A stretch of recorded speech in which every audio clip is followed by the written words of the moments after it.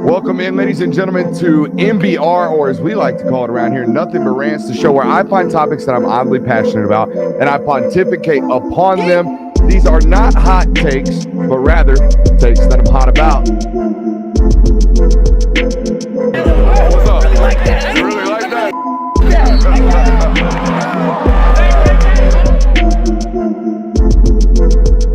Let's shut up and grind some tape.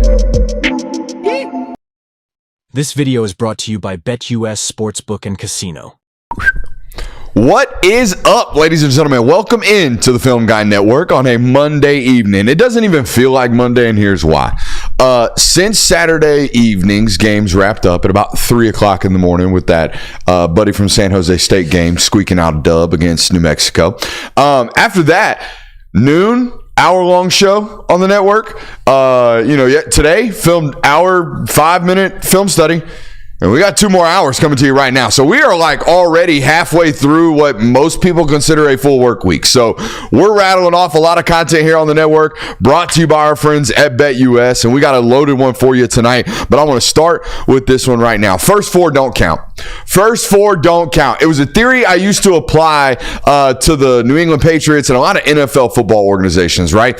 Teams that turn over a lot, teams that have new identities every year, teams that have to figure out what their strengths and weaknesses are before they really get into the meat of their schedule. It's a long year, long season, got a lot of opportunities to make it into a playoff, all that good stuff in the NFL. And I used to apply that to the NFL where whatever happens in the first 4 weeks, as long as you just aren't absolutely terrible, I will always hold out hope as long as you're relatively well coached and you're relatively talented, right? First 4 don't count. Something I've always applied to the NFL. And I'm starting to kind of apply it, not in the first 4, but definitely like the first maybe week and a half, maybe 2 weeks of college football, because there are a lot of football teams that are brand friggin' new, okay? Brand friggin' new in terms of, hey man, like half of your impact football players, half of the football players you're relying upon to win football games, they just got here in January.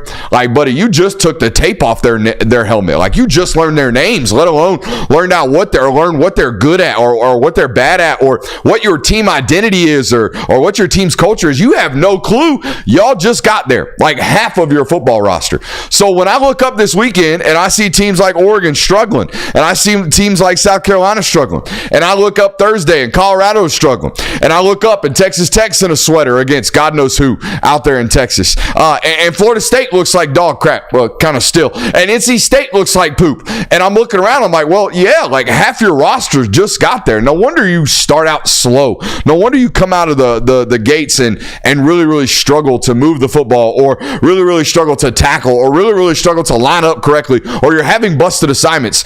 Yeah, y'all just got there. So I'm starting to apply this more and more. These transfer-centric programs, I think they need this. I think they need a couple of weeks to really find out who they are as a football team and find out where their holes are or what they ultimately need to get better at during the start of these football teams. Or maybe, just maybe, some of these teams just don't. I don't want to use the word suck. Maybe some of these teams just aren't very good. Okay, I'm looking at you, Texas Tech. Maybe you just aren't very good. I'm certainly looking at the quarterback play on that Florida State football team. Maybe that's just bad. Maybe South Carolina is just a bad football team. Maybe Colorado is indeed just a 500 football team. Maybe some of these teams just are indeed bad. But then there's Oregon. And I'm just racking my brain and trying to figure this one out. And you look at the box score, and it's really, really hard, right? It's a 10-point win. Idaho had a chance to win this football game all the way up until well into the fourth quarter, I believe. And look at this box score. Oregon outgained Idaho 487 yards to 217. But that's a $270. Outgained them by 270 yards, more than doubled them. Oregon won the turnover battle 2-1. So you think like turnovers? Maybe that's why? No, that wasn't it. Oregon won time of possession by nearly 20 minutes in this football game. I mean, squatted on it, had it the entire time. Oregon had 21 more first downs in this football game than Idaho and only won by 10 points. It looks like a mathematical kind of like confusion, at least in terms of a box score. It's like a real head scratcher. How does this happen? And then you're like, oh, Lane Kiffin. What the hell's Lane Kiffin got to do with what I'm talking about? Well, Lane Kiffin told us last year through Kirby Smart that explosives now are the only data metric that really matters. And Idaho, despite being doubled in yardage, despite being doubled in the turnover margin, despite being given up 21 more first downs than Oregon in this football game, they had a chance to win. Why? They out-explosived Oregon. They had 3 pass plays of over 30 yards. Oregon did not have any. Okay, they outgained them in the explosive margin, flipped the field with 3 or 4 football plays in this game, and managed to have a chance to win it. That's what we call proof of concept, right? We've heard for years that turnover margin is the biggest key to victory, right? Oh, win the turnover margin, be good on special teams, do the little things right, all that good stuff. No. Just be more explosive than the opponent, and you might have a chance to win, even if you are absolutely destroyed in every other metric of this football game, as was Idaho. They were explosive. They had a chance to win. So be more explosive. That's something we learned this weekend, right? And I love a good chance to get proof of concept there. So I do believe Oregon's going to be okay. These rest of these teams that are brand new portal identities and struggled in week 1, guys, I think that's an indication that maybe we swung and missed on a good bit of these new additions, and maybe we are off to a slow start to a rough season. Of all of these teams outside of Oregon, these teams that struggled versus mid-major football programs, boys, and welcome in, by the way, Texas Tech, South Carolina, NC State, Colorado, FSU. Do you believe in any of these football teams moving forward, and do you still believe in Oregon? I do still believe in Oregon, and I don't know what to say. Like, what do you mean by believe? Like, I don't believe any of those other teams are playoff contenders. Any of these guys turning it around. Like, we're going to look up later and be like, damn, so-and-so did a great job coaching this year. He really turned that squad around. My gut feeling tells me that the South Carolina we saw on Saturday is not nearly as bad as the South Carolina we're going to see throughout the season. Oh, you think they get worse? I don't think they get much worse. I think they might be a little better. I don't think they're going to be just an awful team like they look like. Yeah, I think the biggest thing for South Carolina, speaking of them, is that their defense did force 4 turnovers, and that's been a struggle for them over the past few years. Is defense, not only on top of some offensive struggles, but your defense hasn't done much for you. In that football game, they did. They basically won you that football game. Definitely have to think that the offensive side of the football for them is going to improve. Lenore Sellers, as he gets more reps, he's going to get better. Raheem Sanders looked good for them on Saturday. That's a big talking point. If they can find some action in the run game with Sellers and Raheem Sanders, potentially they could get better. But of those teams, I can't really sit here right now and say that I believe any of them are going to turn it around. Are you all, I know you agreed, but are you all in the same boat that we're going to look back at this Oregon game and be like, man, that was really, really weird? Yeah, I mean, there's another thing, too, of Oregon went for it twice on 4th down, didn't get either one of those times. One of those times ended up in Idaho getting a touchdown. I mean, that's just Dan Lanning being Dan Lanning. And so I think to your point, and kind of what the same reaction I had, I mean, I literally had the same notes that you did for this football game of stat sheet doesn't make sense, what's happening here. And I think it's just one of those games where Oregon played much better than what the scoreboard showed. It's just, sometimes you get in funky situations. 5 brand new defensive backs, all 5 from the transfer portal, I believe, this offseason. They all just got there. That explains how you have 3 pass plays go for more than 35 yards, and one of them end up in a touchdown. It's like right there. It's easy. Yeah, I think we'll look back at this game more as not even like, oh, this was an Oregon team that just hadn't found their footing yet. It's more of, this was just a flat-out fluky game. Like, this is one of those games, like we said, you dominate in the stat sheet everywhere else, but the scoreboard doesn't say that. I don't think we're going to see many games like that from Oregon where they struggle to win against lesser opponents, but it's definitely in week 1. It's like, what happened here? What do you think about this theory of transfer portal teams really getting off to a slow start? I was talking to a notorious gambling friend of mine, and I was telling him you might want to start hammering these unders, because I think offenses are really having a tough time figuring out who they are early on in the season. Maybe we need to run some data on this. I think it depends on who your transfers are and what they're going to do in year 1. Like, if you compare Georgia and the transfers they took this year compared to the transfers that Oregon took a bunch of transfers that have to start for them right now. Georgia took a London Humphreys who was not starting for them, but he got some action. He made one big play. He was an impact player, but he's not someone we're plugging you in as a starting wide receiver. We need you to step up this year. And Xavier McLeod, who didn't play on Saturday, he's kind of in a similar role. He's not going to be starting on the defensive line necessarily for Georgia, but he's going to be a contributor on defense because he's going to get plugged and play. Are you going into the portal for additional ornaments on the tree, or are you going into the portal for an entire new tree? Yeah, right. I think that's a big difference. And the thing also is, like, there's games that buck this trend. Like last year, Colorado came out the gate very hot. Florida State came out the gate very hot. Both won their games in a very not surprising but dominant fashion. So there are examples of transfer portal heavy teams having really, really good starts to the season. It just doesn't seem like that's going on. That's the case this year. Alrighty. Welcome into tonight's show. We do indeed have a loaded one for you. It was a great weekend of college football. We have a week 1 rundown for you guys. Going to talk about some of the biggest news and notes from the weekend. We got winners and losers from week 1. We got the best bets in week 2. Kirby's going to hit us with a parlay. What'd you go last week? 4-1? 3-6. 3-2, 3-6. 3 out of 6. 3 out of 6. Okay. So 50-50. Not bad. Not a great week. Segment Not there bad. for a Hey, I was Yeah, about to say chill. 3 and 6. Might have to toss it. 3 out of 6 might be. Or at least, call in a reliever or something. All right, 3 for 3, not bad. Let's stay over 500 this week. Let's make some money over there on BetUS for our friends. Are you looking for a new book this week or this season? BetUS is the answer. The fastest payouts in the industry, 125% sign-up bonus, up to $2,000 on your first 3 deposits. Fast and easy deposit and withdrawal process. Check out my BetUS link in the description of this video below. We're going to go to the board now. Kirby, your segment, value plays. All right, it is Monday. The lines just came out. Kirby's looking for the value right now. What do you got for us, man? All right, so the first one I have. You good? I can't believe we don't have comments about us popping yet. Some live not on? All right, go ahead. Interesting. All right, so the first one I have is last week we talked about how Georgia Tech is a team that's going to sit on the ball, don't really score a lot of points simply because of the nature of their offense. They'll run the ball a lot. This under right now for Georgia Tech, Syracuse is 61.5. That's higher than it was for Georgia State. I understand that Syracuse is a good offense and they had some kind of offensive explosion against Ohio, I think it was, but they still only scored 38 points, even with as good of an offensive performance as it was. I would say this game should be more around 57 points. Hold on. I can get Boston College with still 4.5 right now live. Hey, will you put 50 on this right here on the spot? Type in 5-0 right there. I think Boston College will win that football game. Give me that one. Can we get that in? Oh, you're live betting. Yeah, we got a live bet play here. What's going on? Why am I looking at this? Good. All right, let's find these actual football games. Will you search the Georgia Tech game he was just talking about for me? Is that who you were talking about? Yeah, so Georgia Tech versus Syracuse under 61.5. Georgia Tech here? Yes. F. Oh, yeah. Keyboard over there. Go ahead. That's what I have for that. Georgia Tech versus Syracuse under 61.5. I'm going to keep hammering these Georgia Tech unders until seen otherwise, just because the offense that we've seen, the unders hit twice for them. So I really like these unders right now. All right, 61.5. I like the under as well, running the ball. I honestly, They're saying your mic's not working. I muted it. I looked at it as a potential over. I thought Kyle McCord was chunking it around this weekend. Georgia Tech's defense is pretty shit.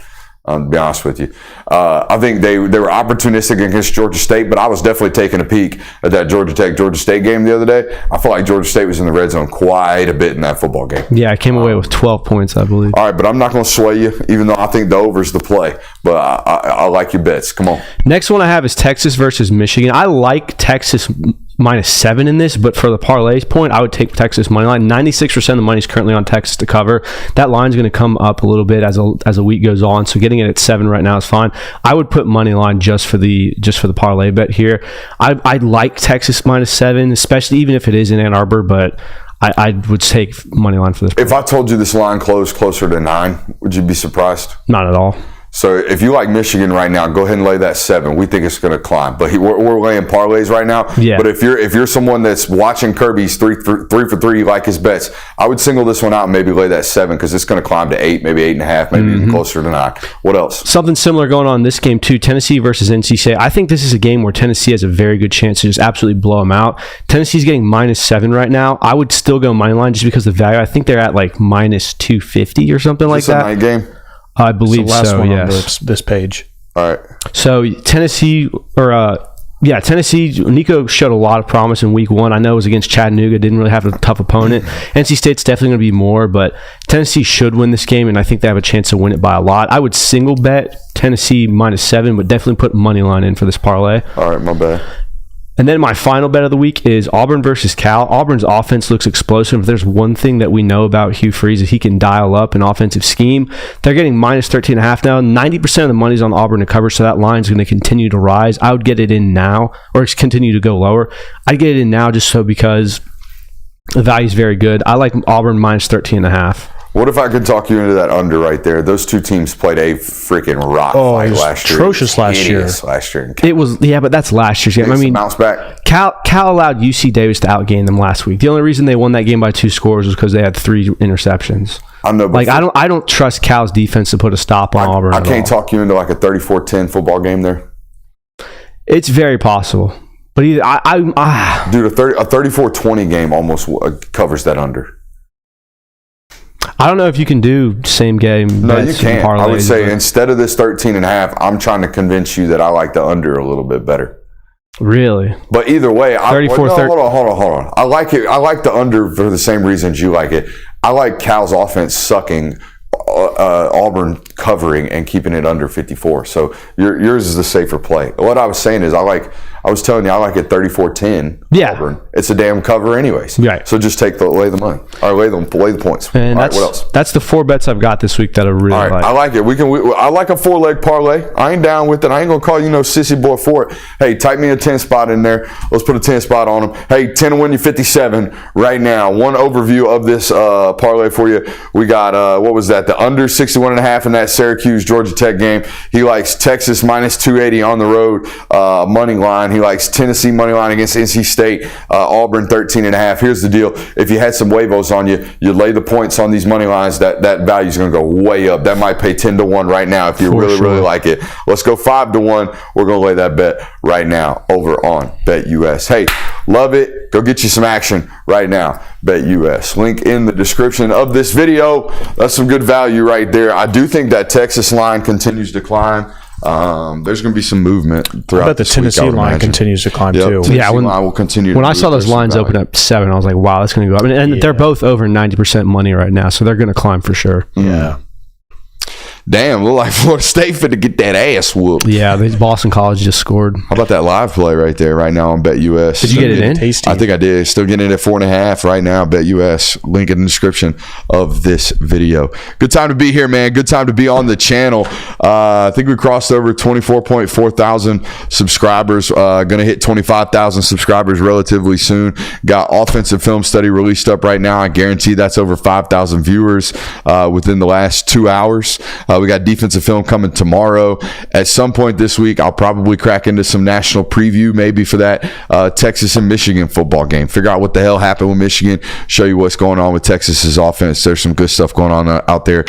Maybe just an idea. We'll see what you guys like. Just trying to continue to grow this channel as college football season continues to roll on right here. All right. It was a good week 1 of college football, boys. Where do you want to start with our rundown?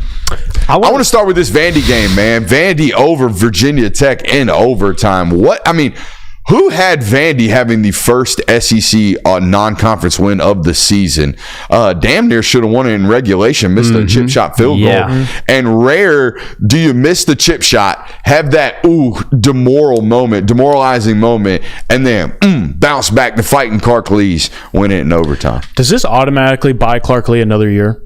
Yeah. Same note. Yeah. Holy shit, we're on the same wavelength. This type of win shuts up any questions. We'll see you in 25, baby. If you win a game at Vandy that you're not supposed to, even if it's just one game, you've bought yourself a whole nother season there. Not even that, against a potential playoff team. Like, people were really saying Virginia Tech was the sleeper cell. Kyron Drones hype so much. Yeah. Yo, how about the same note right there? Dude. First thing I wrote down. This kind of win, see you next year. Yep. Good for Clark Lee, man. The alumnus. Look here, man. I'm going to tell you right now. If I catch both your eyes looking at that screen again over there on that Florida State game, both of you peeking in the middle of the segment, taking a peek. Still engaged in the conversation. I don't mind the looking over there, except for when both of you looked at the same time. I'm just glancing at the scoreboard. Yeah, I'm with you. It's entertaining. That's why I see a lot of people. That's where they're at right now. It is what it is. We ain't gonna have too many Monday night college football games to be fighting against. No. But we appreciate those who chose us tonight over that show. Bounce back, like I said, in OT. Tremendous emotional win right there at home. Sound like a relatively good crowd from the videos that I saw. Yeah, I saw on Twitter that Vanderbilt student section had filled up to the point where they weren't even allowing people in it anymore. Yeah, they were turn people away from a Vanderbilt football game, which is insane. What were they giving, like free tuition if you showed up or something? No, it's just people wanted to see that game. People heard, oh shit, we're beating Virginia Tech. Lower your APR and your student loan. That'd be pretty sick too. That would be pretty sick. I was impressed with how physical Vanderbilt looked in this game. Like it very clearly looked like you're watching an SEC team versus an ACC team. And when you have lower tier SEC teams like Vanderbilt and the Mississippi States, you don't always get that. So So getting to see that from Vanderbilt was very impressive. I think the biggest thing for me was what you were kind of getting at. I believe this game was 17-3 at one point for Vanderbilt, and then Virginia Tech comes back, closes the gap within them. Vanderbilt bounces back again, even after missing a potential game-winning field goal, still finds a way to win the game in overtime. I think that's a sign of a well-coached team. Like, emotions don't get the best of you. There are a lot of roller coasters, a lot of opportunities for Vanderbilt just to kind of take the beating down. Like, we had them, we didn't close it out, we didn't get the win, but they continue to fight back. They turned a moral victory into an actual victory. And I ain't going to sit here and act like I watched a ton of Vandy football last year, but I felt like that was a situation in a lot of their football games where it's like, oh shit, Vandy's up 10-3 on so-and-so. And then next thing you know, they're getting rolled. Yeah. So yeah, to see them up 17-3 and then actually have that team come back and then punch right back and end up fighting and winning that football game, I think that's tremendous. Hey, shout out to Diego Pavia. Is that how we pronounce that? Pavia? Diego Pavia, 11 for 19, something like that, couple hundred yards thrown, whatever. 26 rushing attempts in this football game for Diego Pavia. And my man Diego Pavia has now created a new award on this channel. What's that? We're calling this the Ice Bath Award. Okay, you know, college football finals got helmet stickers. We're going to have the Ice Bath Award. This is awarded to the individual who you know was walking like a cripple on Sunday. Diego Pavia gets my first award for Ice Bath. 26 attempts in a football game as a quarterback, while also getting sacked several times, while also dropping back and giving it a couple of rips. My man was probably hurting. I think you pronounced his name 10 different ways already. Hey, don't worry about me and Povs. Okay, me and Povs, we're kicking it. Pops. Love that. Who you got? You got a suggestion for Ice Bath? I definitely got mine. Lenore Sellers is the one for me. 22 totes, 22 passing attempts. Maybe wasn't the prettiest performance. And plus, like, first game in your college career as a starter. I mean, I think that deserving of itself is worthy of an Ice Bath Award as well. Plus, on top of that, the game got put into a delay. So you got your body ramped up. Then you got stiff again. Then you had to go back out there and finish the football game. Lenore Sellers. That's a good shout right Shane there. Beamer needs an Ice Bath after that game. Shane Beamer's video after that game was hysterical. Oh, he looked defeated. And I think he's got a career in politics maybe afterwards, because if you can put on that fake of a smile when you're that upset, well, he probably didn't hold it long enough, but not a bad television interview for someone who's that pissed off. Definitely. And then immediately shut it back off. But Definitely. forgot he was still hot on that camera. I think the real Ice Bath winner this week is a guy who played on Thursday night, Marion Hampton. Did you watch the UNC Minnesota game? Yeah, a little bit. This was basically UNC's strategy was, we're going to give Marion Hampton 2 carries, and if he gets it close enough on third down, we'll give him another carry. He finished the night with 30 carries, 129 yards, also had 5 catches for 127 yards. His 35 touches in the game were 55% of UNC's offensive plays. Oh my God. So yeah, he was carrying. You know who else needed an ice bath after the football game? PJ Fleck for that hug that Mac Brown gave him. I thought you were gonna say someone else. No. Well, did you see that? Yeah. Mac Brown put him in a stranglehold. Like, grabbed back of the neck, pulled him close, and like gave him one of them. Maybe just like old, we're not going to do old man things, but like it was kind of an old man thing. Like old man thing. Yeah, very like trying to. Are they up 14-0 right now? They are. Yeah. Bad news for him too is he's going to need a lot more of them because Max Johnson's out for the year. Yeah. So he's just the whole offense now. You know, Max Johnson slick had a come up. All right, look, I'm not going to lie to you. You think Max Johnson got a 10-year pro career? No. You think Max Johnson going to make it to NFL retirement? I wouldn't bet on that. You think Max Johnson got a NFL contract waiting on him? Maybe NFL retirement. If you can make it in the go 3.5 years as a lefty?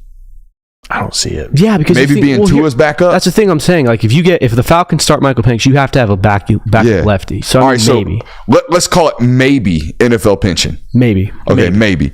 Well, he just extended his NFL or his NIL contract value double. 100%. For sure. Whatever he got this offseason to go to North Carolina as a transfer quarterback, they ain't taking that money while he's rehabbing. They're going to give him that. And guess what? He's going to come back next year because he's going to medically redshirt. He just doubled his life's earnings in football as far as I'm concerned. It sucks that he's hurt. That's awful. But guess what? This is the good news nowadays in college football in terms of the good side of these things. So I tried to spin that just a little bit in my mind, at least. Yeah, I mean it's definitely not as much of a wasted year as it would be in years past, where it's like a guy like Max Johnson's position. It felt like this was his last shot to try and get that NFL contract. But now, even if he doesn't, if that world does not exist for him at the professional level, he at least can fall back on, hey, I came to UNC, they gave me some NIL money. Now I don't have to necessarily kill myself for this money. I just rehab, I get healthy while I still make my money. Yeah, the silver lining is that you get another year of college football. Love that. Love the idea that nowadays when you lose a season, at least you're getting paid to do so. Yeah. You're not just sitting at home wishing you were with the boys. All right, let's continue our week 1 rundown. No more ice bath suggestions? I don't think Tyro McMillan? Taro? He probably deserves one. Yeah, 10 for 305. If I just ran 305 yards full speed, I probably need an ice bath. That's not a bad point. You know? Let's see here. The Genty kid, same thing. If I just ran 278 full speed and had 6 tuds, I'd probably need an ice bath. Mm-hmm. Yeah, he's also one of those players that just needs one every week. I mean, Travis Hunter's going to be on this list for the rest of the season because he's going to play 90% of the snaps. Playing all but 2 snaps, yeah. Shador got his ass lit up in that football game a lot, too. Sure So, did. yeah, probably going to need an ice bath a good bit. And that's part of his, that's on him. A good bit of that. He loves to extend plays and hold on to the football. So he's probably going to be a perennial member of the Ice Baths squad. Let's continue our week 1 rundown. SEC dominance versus the trash schools. Not trash schools, the mid-major schools. Yeah. This was a little bit different. Yeah, there were I'm trying to run some shit up. There were a lot of, obviously these aren't, you don't call them must-win games because they're givens pretty much. But when you win these games in the style that they did. Let's call them can't lose. Can't lose games, but when you win them in the style that they did, it was like, holy shit, like these teams look really good. Bama, Ole Miss, Auburn, Tennessee, I think they all reached plus 60.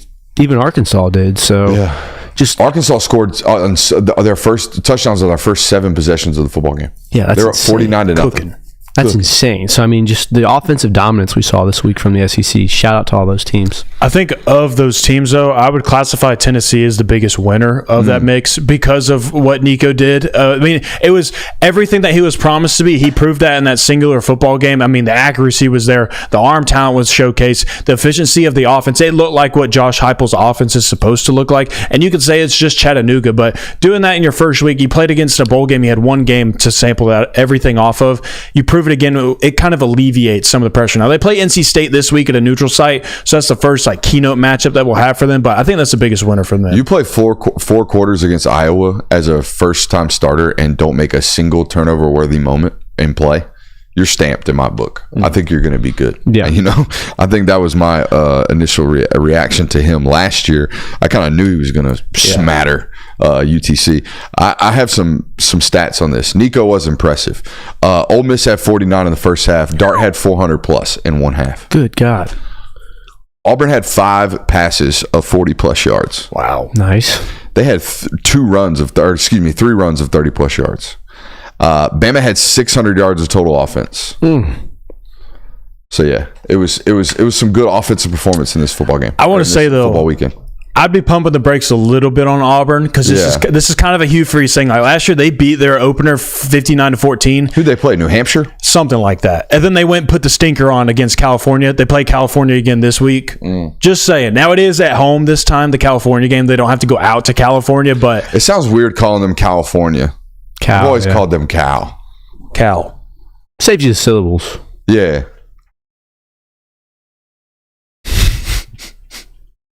But you're right. This is a little Hugh Freezy. Yes. Yeah, watch out. It is very Lane Kiffin. It's very on par for him. Like, we got an opportunity to put up 70. Let's go put up 70. Should we move on out of the SEC? Yeah. In terms of the trash? There's not a ton of analysis. I heard some people saying the SEC down again with A&M losing, Florida getting their shit rocked. Who else in the SEC lost this weekend out of conference? There's 3 of them.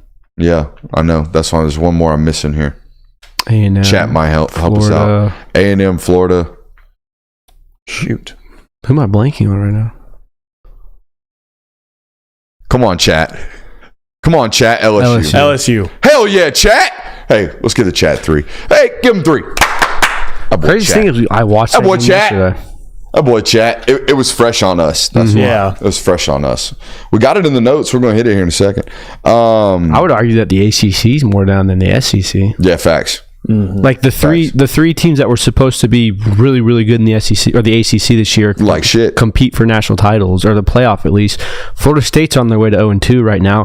Clemson got demolished. Like we didn't think they were going to win that game, but they looked bad. Then you had Virginia Tech that was a sleeper cell. I mean, Miami's really the only ACC team that had preseason hype coming in that has lived up to it. Now again, Georgia Tech has exceeded that hype, but not a great start for the ACC thus far. No, Miami licking them fingers right now. Did you see the meme of, the "It smells like bitch in here" meme? Yeah. Did you see where Vandy's on the face of the guy that smells like bitch in here? And he's screaming at LSU, Florida. What a time to be a Vandy fan. The other team. Yeah. Colorado, North Dakota State. Let's talk briefly about this football game. What an overreaction, right? I mean, it's like I kind of talked about it. I said the Colorado's going to squeak this one out fourth quarter, and then we're going to be told that both of these guys should be in the Heisman after beating an FCS football team, and that's exactly what happened. And everything at first felt like it was appropriate hype. Like everybody was kind of reminded of, holy crap, this Travis Hunter dude is so good, and he's a legitimate like pro wide receiver, even DB if you want to throw that into the mix. We think wide receiver, but I mean the hype was appropriate in the fact that Shedeur and Travis Hunter played really, really well, and that's kind of going to be the case for Colorado. And I think that we kind of mapped out the game exactly how it was going to be. Close nail biter game throughout the first three quarters. In the fourth quarter, Colorado kind of pulls away, and it's kind of become a moot point of what North Dakota State did against them. But I mean, yeah, it's kind of expected of what was going to happen after that football game as far as the reaction goes. The biggest problem is that Travis Hunter made a bunch of algorithm plays to where like that catch in the corner of the end zone was insane, and that really had a lot of people saying, "Oh my God, he's the Heisman winner. He's the number one overall pick." I mean, you had NFL players saying that, so that didn't help the case. You know what I learned most from this football game, and I think I knew this going into this football game, but it confirmed it just watching it on social media. People hate this team. Yeah, they hate this team. Travis Hunter definitely pushed off a couple times, but I had people and I'm talking about vitriol. I had people in my comments calling him just like the worst of things, calling him like saying he has poor sportsmanship. Like, I don't know about I wouldn't go that far, man. He just pushed off. Like he's not a bad kid. He's just a good football player. Yeah. I will say Colorado hate this team. Colorado did get away with a targeting penalty on that last drive. Yeah, definitely. No, like it's blame refs. It's a big time anti-Colorado deep state going on right now. And as chairman of a lot of deep states, I'm here for it. But I think it's a little overboard there. Now it also goes the other way. The love for them is over. Well, no, the whys, why they're hated. Like I know I don't. It's a whole macro conversation. I think they get talked about too much. Yeah, I mean the problem is that the people that love Colorado so much, so that the people who don't like Colorado end up hating Colorado. Then you just get a clash between these two teams, which makes Colorado one of the biggest talking points in college football. When in reality, they are at best a 500 team. Which feeds into why people hate them more, because they shouldn't be getting all the attention they get, but it's been fed into. Yeah, I mean, they are in just a different world as far as Colorado fans go. I think I made one negative comment about them on Twitter one time, and I had a bunch of Colorado fans in my mentions flexing a 4 million view Twitter video. No one can do that in college football. We got 4 million views on a Twitter video, bro. I was like, okay, good for you. We be bringing them clicks in, dog. Yeah, exactly. Hey, honestly, I talked to a really, really high-ranking prospect whose parents were like, we might just go out to Colorado for a year because we know people are going to talk about us. And what a way to build your brand. Yeah. You know you're going to be splattered all over the television. It's definitely a way to get your name up. 100%. Should we move on? Miami, Florida? Yeah, this... Ooh. What side do you want to talk about this most? I talked about this in my Sunday reaction show, which I thank you guys for showing love to that show, by the way. I talked about this Sunday going into this football game, we all felt like one way or the other, their team, the fan base coming out winning of this said, hey, we're the best team in America. We're way better than people thought. People slept on us. The loser of this football game was going to be ready to fire their football coach. I didn't think it was going to play out in the way that both of those sides were going to be justified in their reactions. Yeah. And that's exactly what happened. Here's how I know this game was bad. All off season, even leading up to the week one, we were all like, hey, look, I think Billy Napier, 2024 is going to be what it'll be. Let Billy Napier have another year. Let him kind of feel this out. It's a tough schedule. We all get it. This was a game where I was like, Florida might need to fire Billy Napier.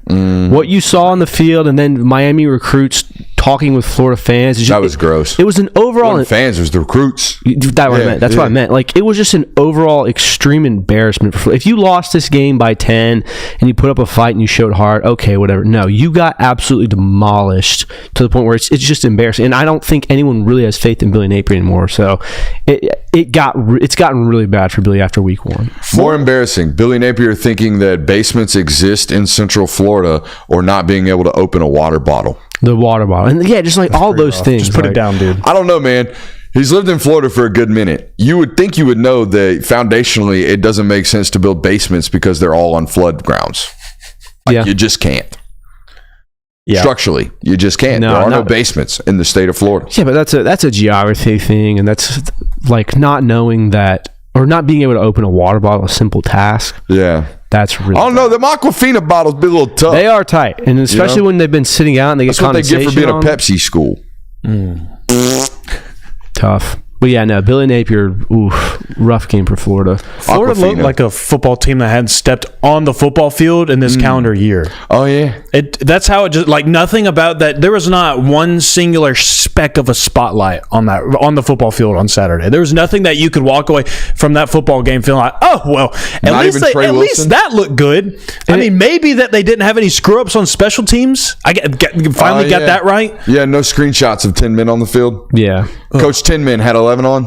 And it wasn't even that, like, when DJ Lagway came in, the offense got exponentially better. Like, people moved, but I think Miami was finally with the foot off the gas. Yeah. Even though they were throwing the ball under a minute left in the fourth. Yeah, they were. I mean, that's the worst part about that.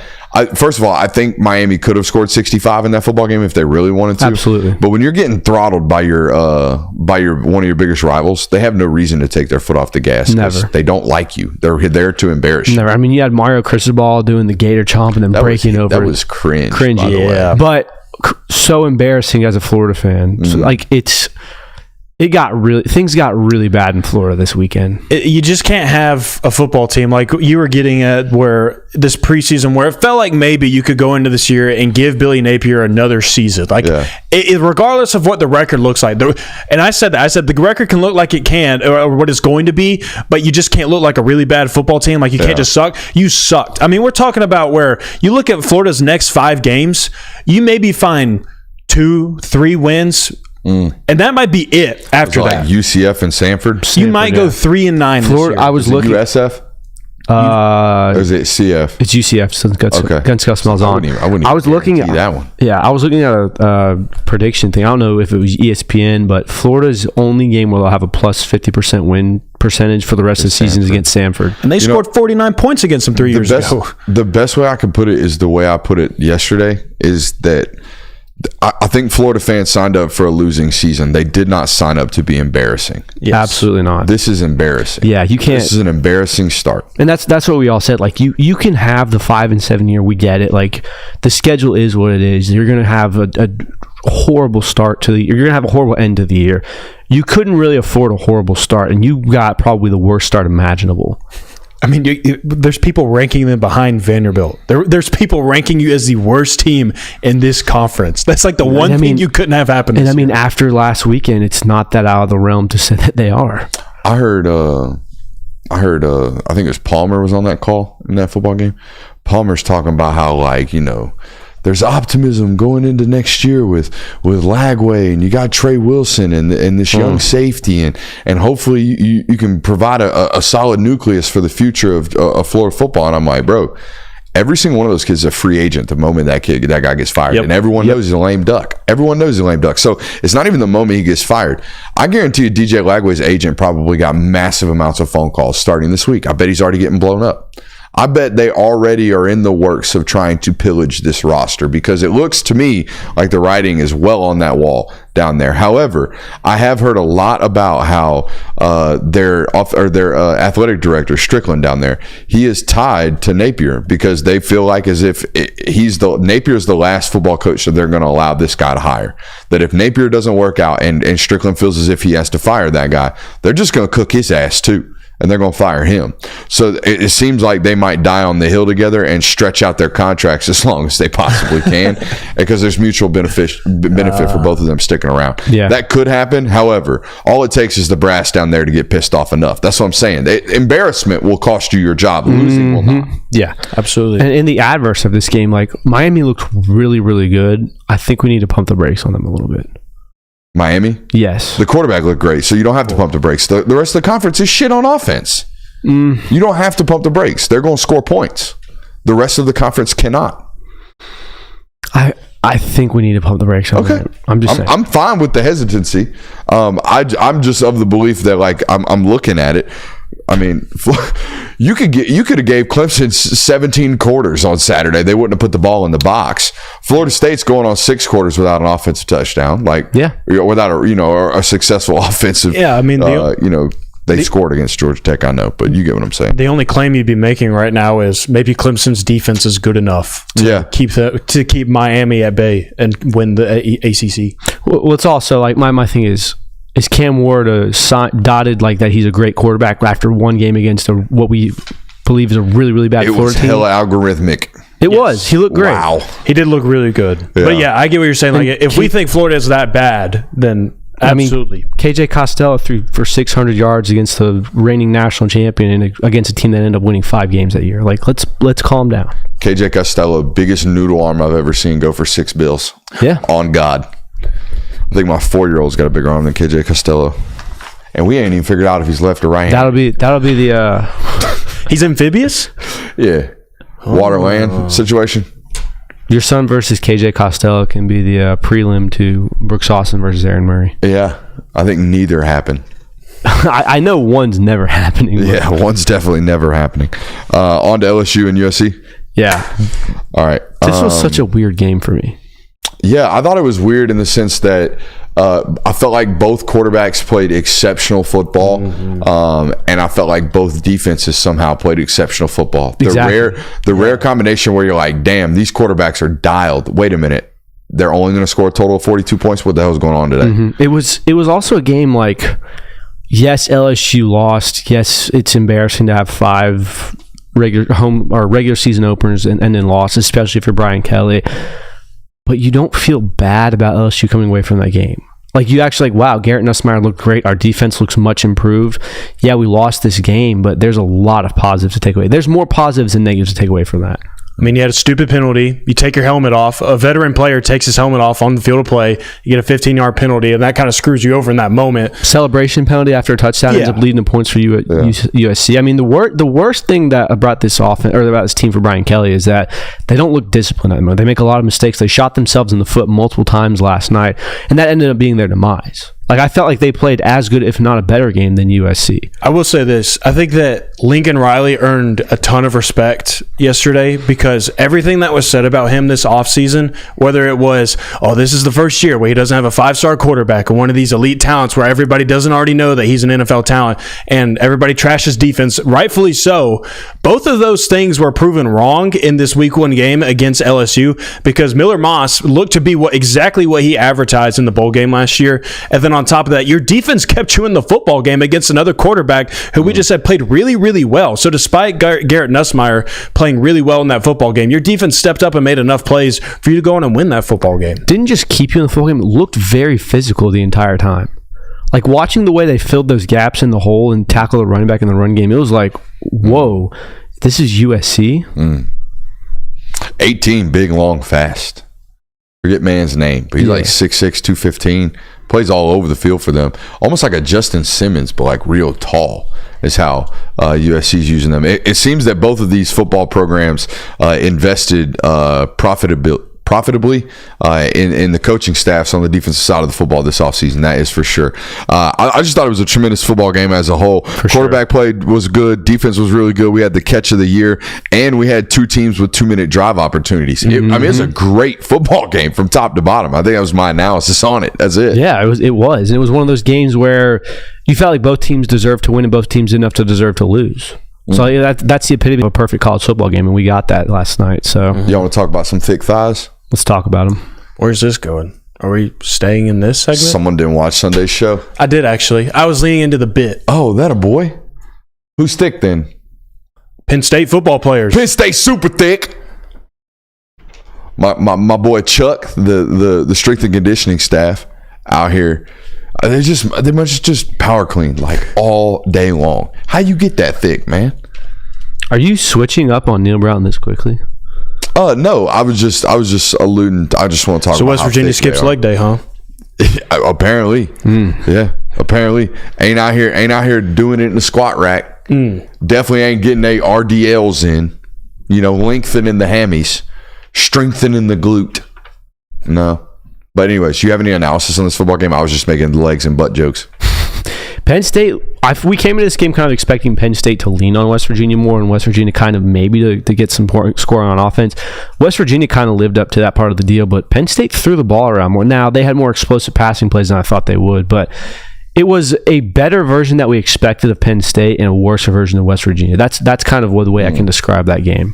I think that this Penn State football team looked exactly how people have expected a Penn State football team to look for the last 3 years. Like, this was the first performance, it felt like, where Penn State looked good enough offensively, while also being really stout defensively to just win football games. You do that 10 more times this year, you're a playoff team. I think that's as simple as it gets for Penn State. That's my biggest takeaway is if you can replicate that performance 10 more times, you're golden. Tougher road game. An opening game, start the season at West Virginia and Morgantown, or end of the year at USC. If USC keeps playing like they did yesterday, right. it might be a little different. USC. All right, that's true. At West Virginia, at Wisconsin. Tyler Van Dyke was doggy doo-doo yesterday. Yeah, Luke Fickell might be in trouble. They were in a squeak with Western Michigan, right? Uh-huh. Oof. 24-14. I'd give the nod to West Virginia. Week 1. So let's just give them the loss to Ohio State. Yeah. All right. They just climbed one of their 3 remaining hurdles. Yep. That's not bad. No. To start the football season. Very Notre Dame-esque. And didn't climb it, like soundly defeated it. Checked it off. Like checked the box. It wasn't like, hey, there's a lot of things you have to address after this game, or at least you won. Like, no, they look like a solid football team. Yep. All right. A&M, Notre Dame. What do y'all got on this football game? I got one thought and one observation after all the stuff that I broke down yesterday. We told you defense. We told you offensive weapons were going to be really, really tough. The difference in this football game was obviously Riley Leonard's legs. I'm sure you guys will talk about this in just a second. But have you seen the video of Marcus Freeman coming out of the tunnel? No, I saw you text me. Yeah, I didn't see it. Now, obviously, the one with Kirby coming out was viral at Tennessee last year, where he's just calm, cool, collected, taps Dylan Bell on the helmet, tells him he's got his back, and then they go out there. Dylan Bell has the game of his career. Very stoic in that moment.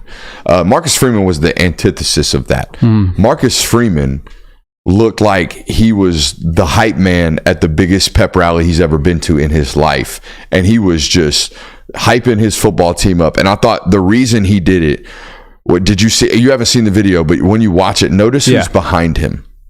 The 5 guys that are behind him are the offensive line. Yeah, it was the O-line. It was the O-line, and you can see 54, who's in his first career start as a true freshman. You can see him stiff as fuck in the corner, pardon my language, stiff as can be, okay? And then Freeman starts to go nuts and starts to like really jump up and down and get everybody slapping people on the helmets, talking about let's go. And you can see 54 almost take like a breath. You can see him settle, and then he starts nodding his head, and guess what? He goes out and he plays free. And I kind of got the goose he's talking about right now, because like I'm not one of these guys that needs my coach to be rah-rah, sis, boom, bah. I don't need you to be a big cheerleader.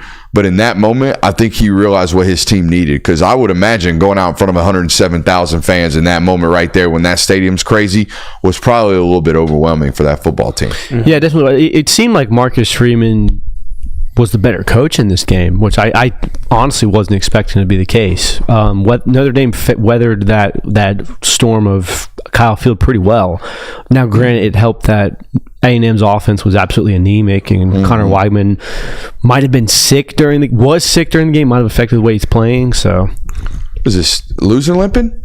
What did he have? Did you not see the video going viral on Twitter? I'm surprised you saw the Marcus Freeman. Like, was he yakking? Yeah, there's a clip of him like puking all over his that jersey. just seemed to me like just drank too much water. Yeah, something like that. Maybe. But I don't know. That's how I took it. I didn't think that. Well, you think he had the tummy aches? Yeah, you think he had stomach flu? Stomach flu. I don't know. Like, the video was that Connor Weigman was sick. This might be why he played so shittily. Well, for his sake, I would hope that he was, because it made me sick watching him. It was a very bad game. It was pretty bad. Very bad. But yeah, both teams offensively were kind of what we expected them to be. I don't think any offense kind of wowed anybody during that football game, but Notre Dame ended up being the better coach team. They made more plays at the end of the day. Riley Leonard certainly did what Riley Leonard did during his career at Duke, where your team's in a rock fight, can't get anything going. Let me just tuck it around the football, make the sticks move, and we'll keep it trucking, and we'll try and get some points on this drive. So I think that game it was a close game, and I said it was going to be a snoozer. I said it was going to be a snooze fest, and to an extent it was,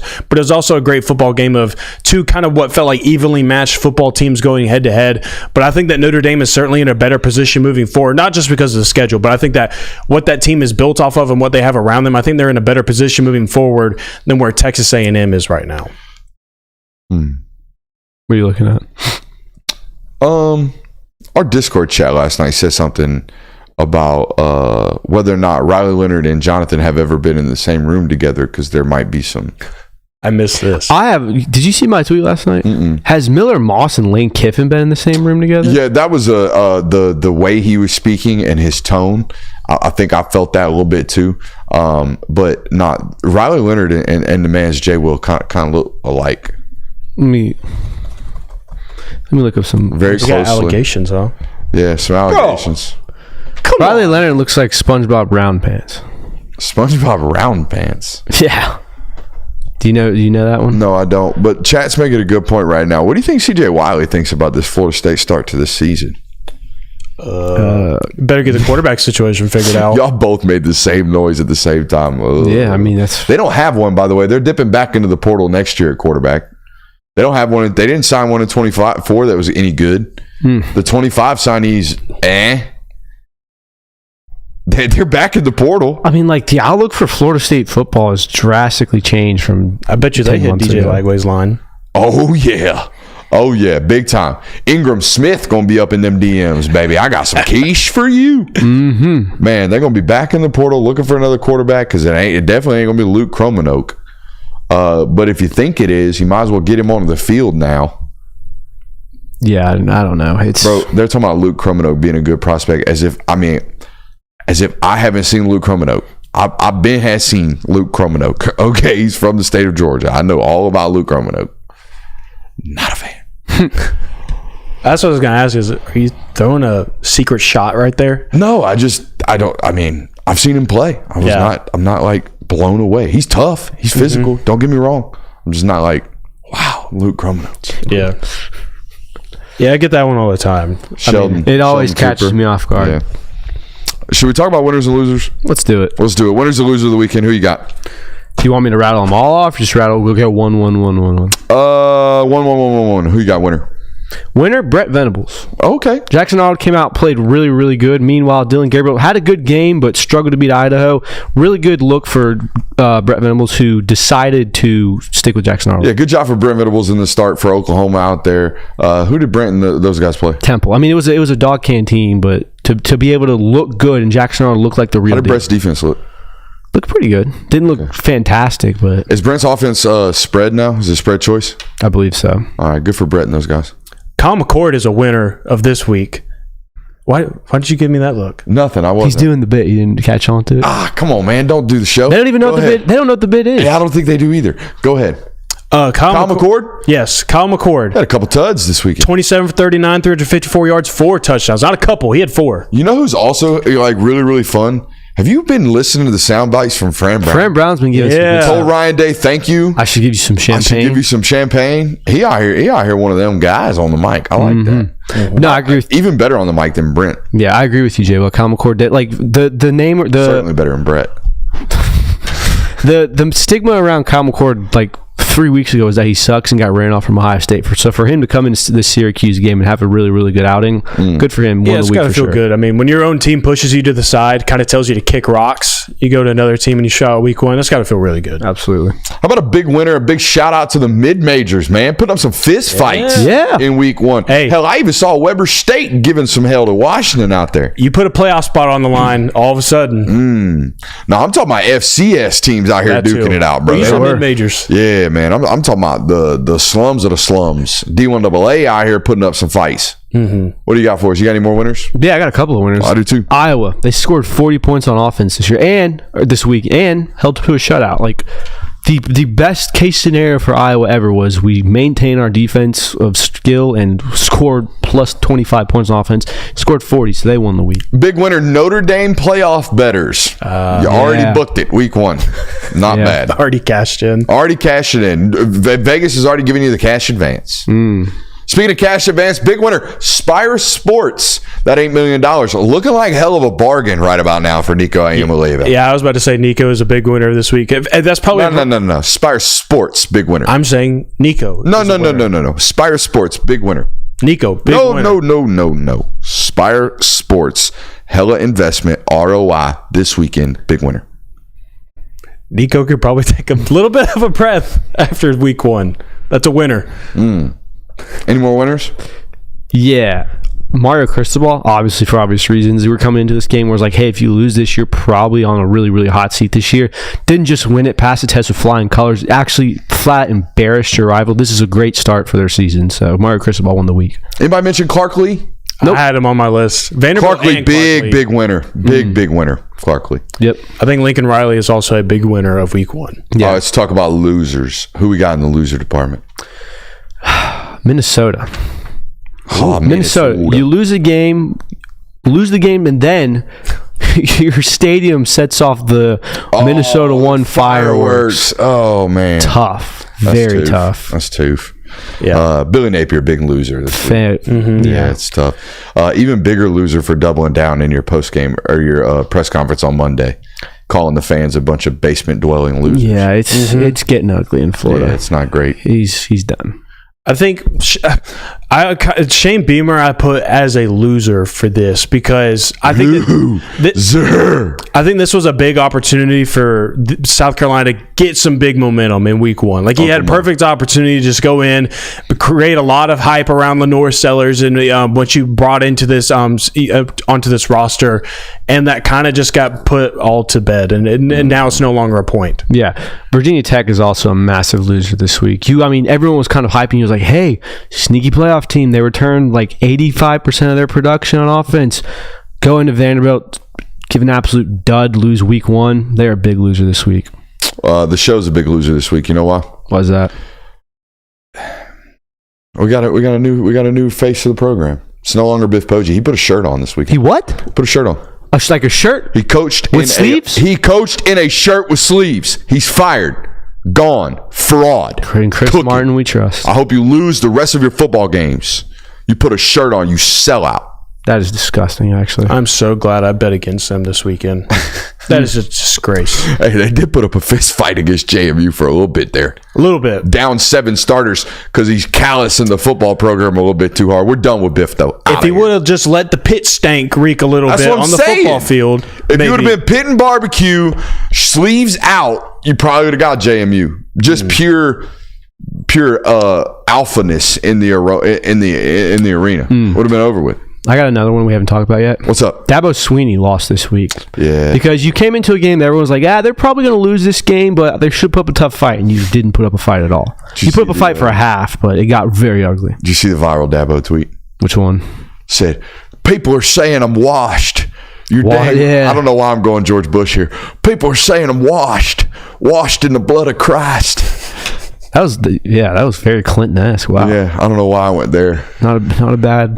It was not a good. Not a bad. It wasn't a good Dabo impression, but it was Clinton. a hilarious tweet. I wasn't going there. I was just saying, like, I feel like from before the game even started to after the game, I don't think it was a win. I don't think there's a win anywhere for Dabo. No. I've got a lot to talk about that in the local hour. I thought my man did almost a disservice to his football team. We'll talk about that in the local hour. Yeah. I did not like his game plan. at all. No. Can you put LSU on this list? I mean, look, we all agree that they had a really good showing despite losing that game, but it's 3 straight for Brian Kelly now, 5 straight home openers, and the slamming the fist on the table. How do you feel about that? The pretend to be mad in the post-game press conference? Yeah. That was cute. You think he's pretending, or? Yeah, he's pretending. I mean, it obviously sucks to lose, but did you see how quick the tone changed? He like flipped a switch, rage, slammed his thing on the desk. I thought it would have been cooler if he'd have gotten ticked off at a reporter, but instead he just got ticked off at his own team. I thought it was fake. I thought it was fake rage. I don't know, it was an interesting look. He's pretty good at faking emotions, faking accents. He's pretty good at the fake stuff, I guess. I think he's pretty bad at it because we all know he's faking. Yeah. That is a good point. Yeah. Good at being if bad he were at good fake. at it, we wouldn't know about it. True. It's kind of like people who are bad at lying. You only know because you catch them. If they were good at lying, you wouldn't know. Fair enough. Any other losers? I got a couple more. Let's hear them. NC State believers. Oh, it's also a Grayson McCall believer too. So anti-deep state on the Grayson McCall. I'm so thick into that one. It's crazy. Also, Tyler Van Dyke told you. This is the I told you so segment of the show. Kinda, bro.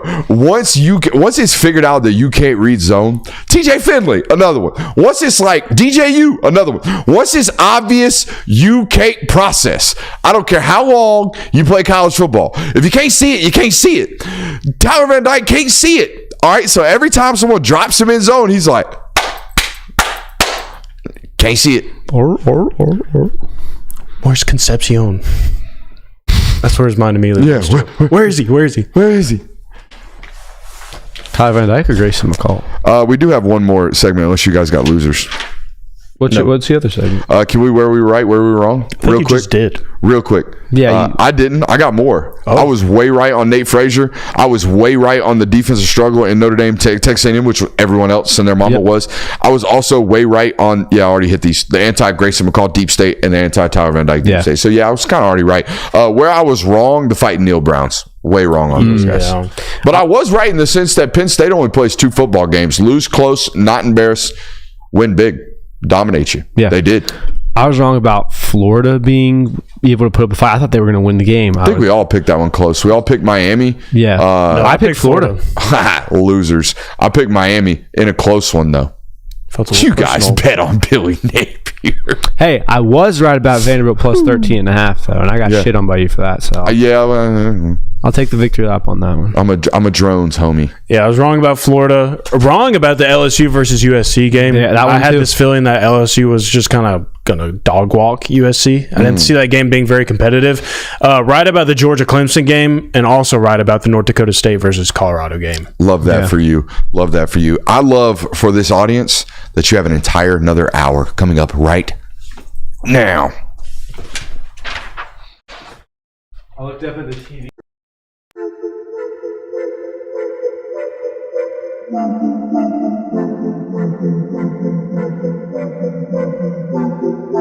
Welcome into Talk the Dog, the show where we find a bone to pick and a take to give.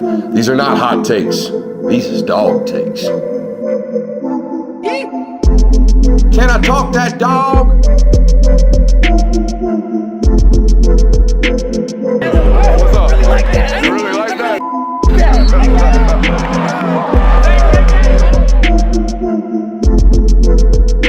Let's shut up and grind some tape. Michael Vick at BetUS.com. Catch an incredible 125% sign-up bonus on your first 3 deposits, plus 10% gambler's insurance. BetUS, my online sportsbook and casino. Shout out to the homies over there at BetUS. Welcome back in for our second hour here. Are you looking for a new book this season? BetUS is your answer. Fastest payouts in the industry. As our man right there told you, 125% sign-up bonus up to $2,000 on your first 3 deposits. Fast and easy deposit withdrawal process. And just the general formatting of BetUS is really, really fundamentally sound. We put a play in the first hour. Go holler at our folks over at BetUS. Use the link in the description today.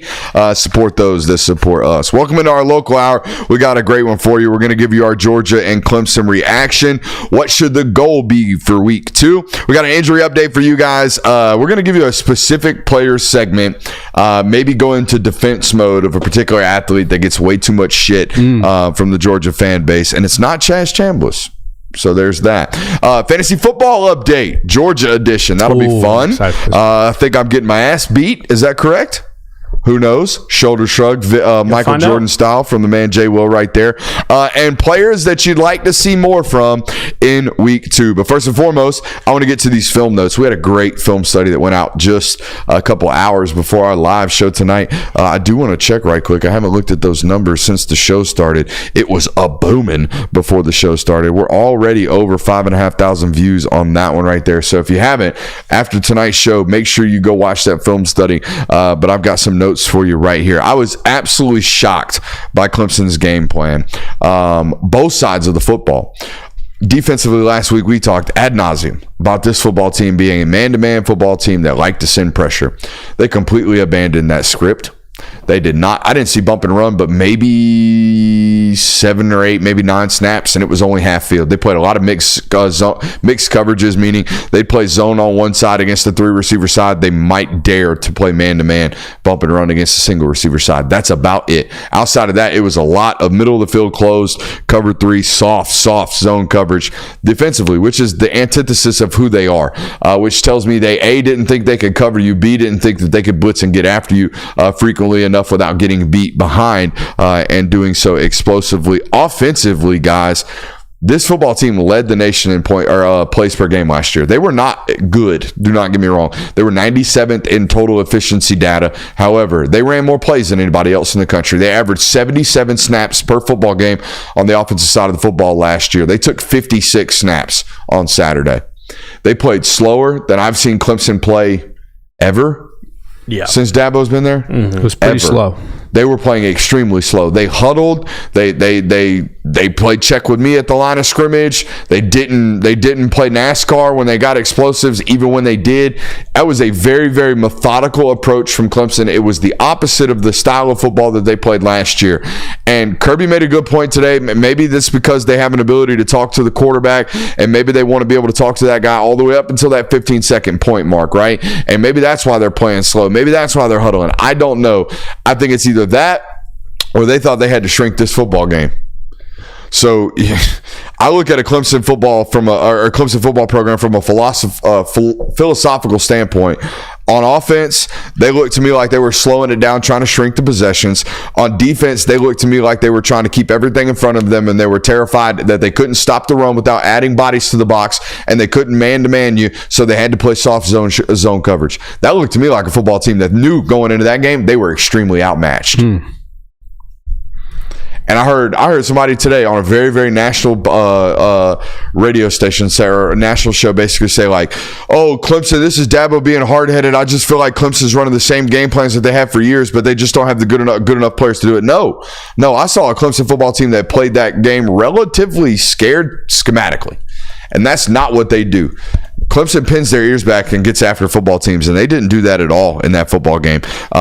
Very rarely. I mean, if at all. I thought everything Bobo did offensively was with a purpose for Georgia. I think you saw that in that film study. I think a prime example of that was watching Bobo call whether you want to call them skinny posts, whether you want to call them bang eights, whether you want to call them extended slants, whatever you want to call them. He's in a single receiver side. He takes Dylan Bell, runs like a 7-step slant, hits him corners, really, really screaming in out of corner or cover 3, and not really playing his role, being hyper aggressive, was number 20. And they ran Dylan for about a 30-yard reception. And then the very next play, they motioned Colby Young into the same set, and they tried to hit him again. And then a couple plays later, they end up kicking and settle for a field goal in that red zone. Well, guess what? The very next possession, the first play of the game, they show that exact, almost identical look with a tight end. They run a square slant with them, and then the next thing you know, slant turns into a double move. They run a post or a corner out of it to Lawson Lucky for a 35-yard explosive. Guys, that was one example in a 3-play set of a coordinator being a coordinator. That's what coordinating is, right? We are calling plays in order to develop big plays off of those. All right. I thought Mike Bobo did a tremendous job, and I think you could see that if you just watched that film study. Everything in that football game from your offensive coordinator had purpose. And I think that's what it's all about, man. I think that's what it's all about. I thought that was one of his better football games I've seen him call probably since Auburn. Like, since he was at Auburn, to be honest with you. And when he was at Auburn, he had to be in his mother freaking bag. He had to be. Okay, and I thought he was in absolutely lockstep with the game plan, because the game plan got blown up. Game plan got blown up very early on in that football game, I would imagine. I would imagine they prepared for a pressured football team. I would imagine they prepared for a lot of man coverage. I would imagine midway through that first possession, he's not necessarily scrambling for a new game plan, but he's looking for a new game plan and finding a new game plan relatively quickly in that football game. And again, that is shown in that film study. I thought the scattering was really impactful in this football game, right? Where we're going to start in a lot of bunched formation and we're going to scatter out to whatever we're actually playing to with just a simple, saw this a lot from Carson, right? Hey, I'm going to point everybody out. We're going to scatter out to what we're going to. And the reason being, it really forced Clemson's hand into really dictating and confirming the coverage with which they were playing, right? Expecting a lot of man coverage, you don't get it. So now we're going to scatter before every play as a way to confirm our beliefs in the coverage that the opposition is playing. No different than a late motion will indicate, hey, if someone travels with them, maybe it's man coverage. If they just bump and roll everybody and slide everybody, maybe it's zone coverage. Scattering will do this as well, and it saves a lot more time doing so, and it's a lot easier in terms of calling plays in from the sideline. Team speed favored Georgia in this football game. We talked about it all last week in the lead up to this matchup, and I thought Bobo did a really, really good job in this football game designing plays with which would expose Clemson's lack of team speed, right? We talked a lot about jet sweeps being in the game plan. Talked a lot about, getting the ball out in space and making this football team run with different types of screens and things like that. I thought he did a tremendous job of attacking drags and attacking things working horizontally across the field and really making defensive backs run from ground. 24, the safety from Clemson got absolutely smoked by London Humphreys on that 40-yard touchdown. Yes, there was a pick from the referee, but it was also by design, right? You're going to try to play from depth. Well, here you go. You're slow. I'm going to run across the field. You're going to have to run at an angle and catch up ground on me, and you're not going to be able to do so. I thought Bobo did a really, really good job of attacking the team speed or the lack thereof from Clemson. Felt like they missed a few shots in the first half of this football game. Dominic Lovett got held on a double move that I thought was going to be a 35 yard explosive. Dominic Lovett then fell down on the same double move a little bit later. Thought there was an opportunity for Dominic Lovett over the middle of the field as well on a man, opportunity and running a drag route. Carson missed him on that one, even though maybe you could classify it as a drop. I would have classified it as a miss from the quarterback nonetheless. All in all, man, you scored 34 points on Clemson. And people were like, 34 points, slow start, going to get you beat, yada, yada, yada, not good enough. Guys, in the last 97 football games that the Clemson Tigers have played, 97 football games, they've allowed 34 or more points just 7 times. What you did yesterday, or what you did Saturday was pretty damn good. And I know there's a new standard at Georgia, and every game has to be great, and every second of every possession of everything has to be 100% national title standards, buddy. Y'all played really, really good offense on Saturday. Really, really good offense. 447 yards of total offense. You definitely got to be better on third down. I think you were 5 of 13 on third down. That's not good enough. You ran the football okay. 6.3 yards per carry. I'd call that okay. I'd call that slightly better than okay against a defense that was stuff in the box. You settled for just 1 field goal, and you scored touchdowns on 3 out of 4 possessions in the red zone.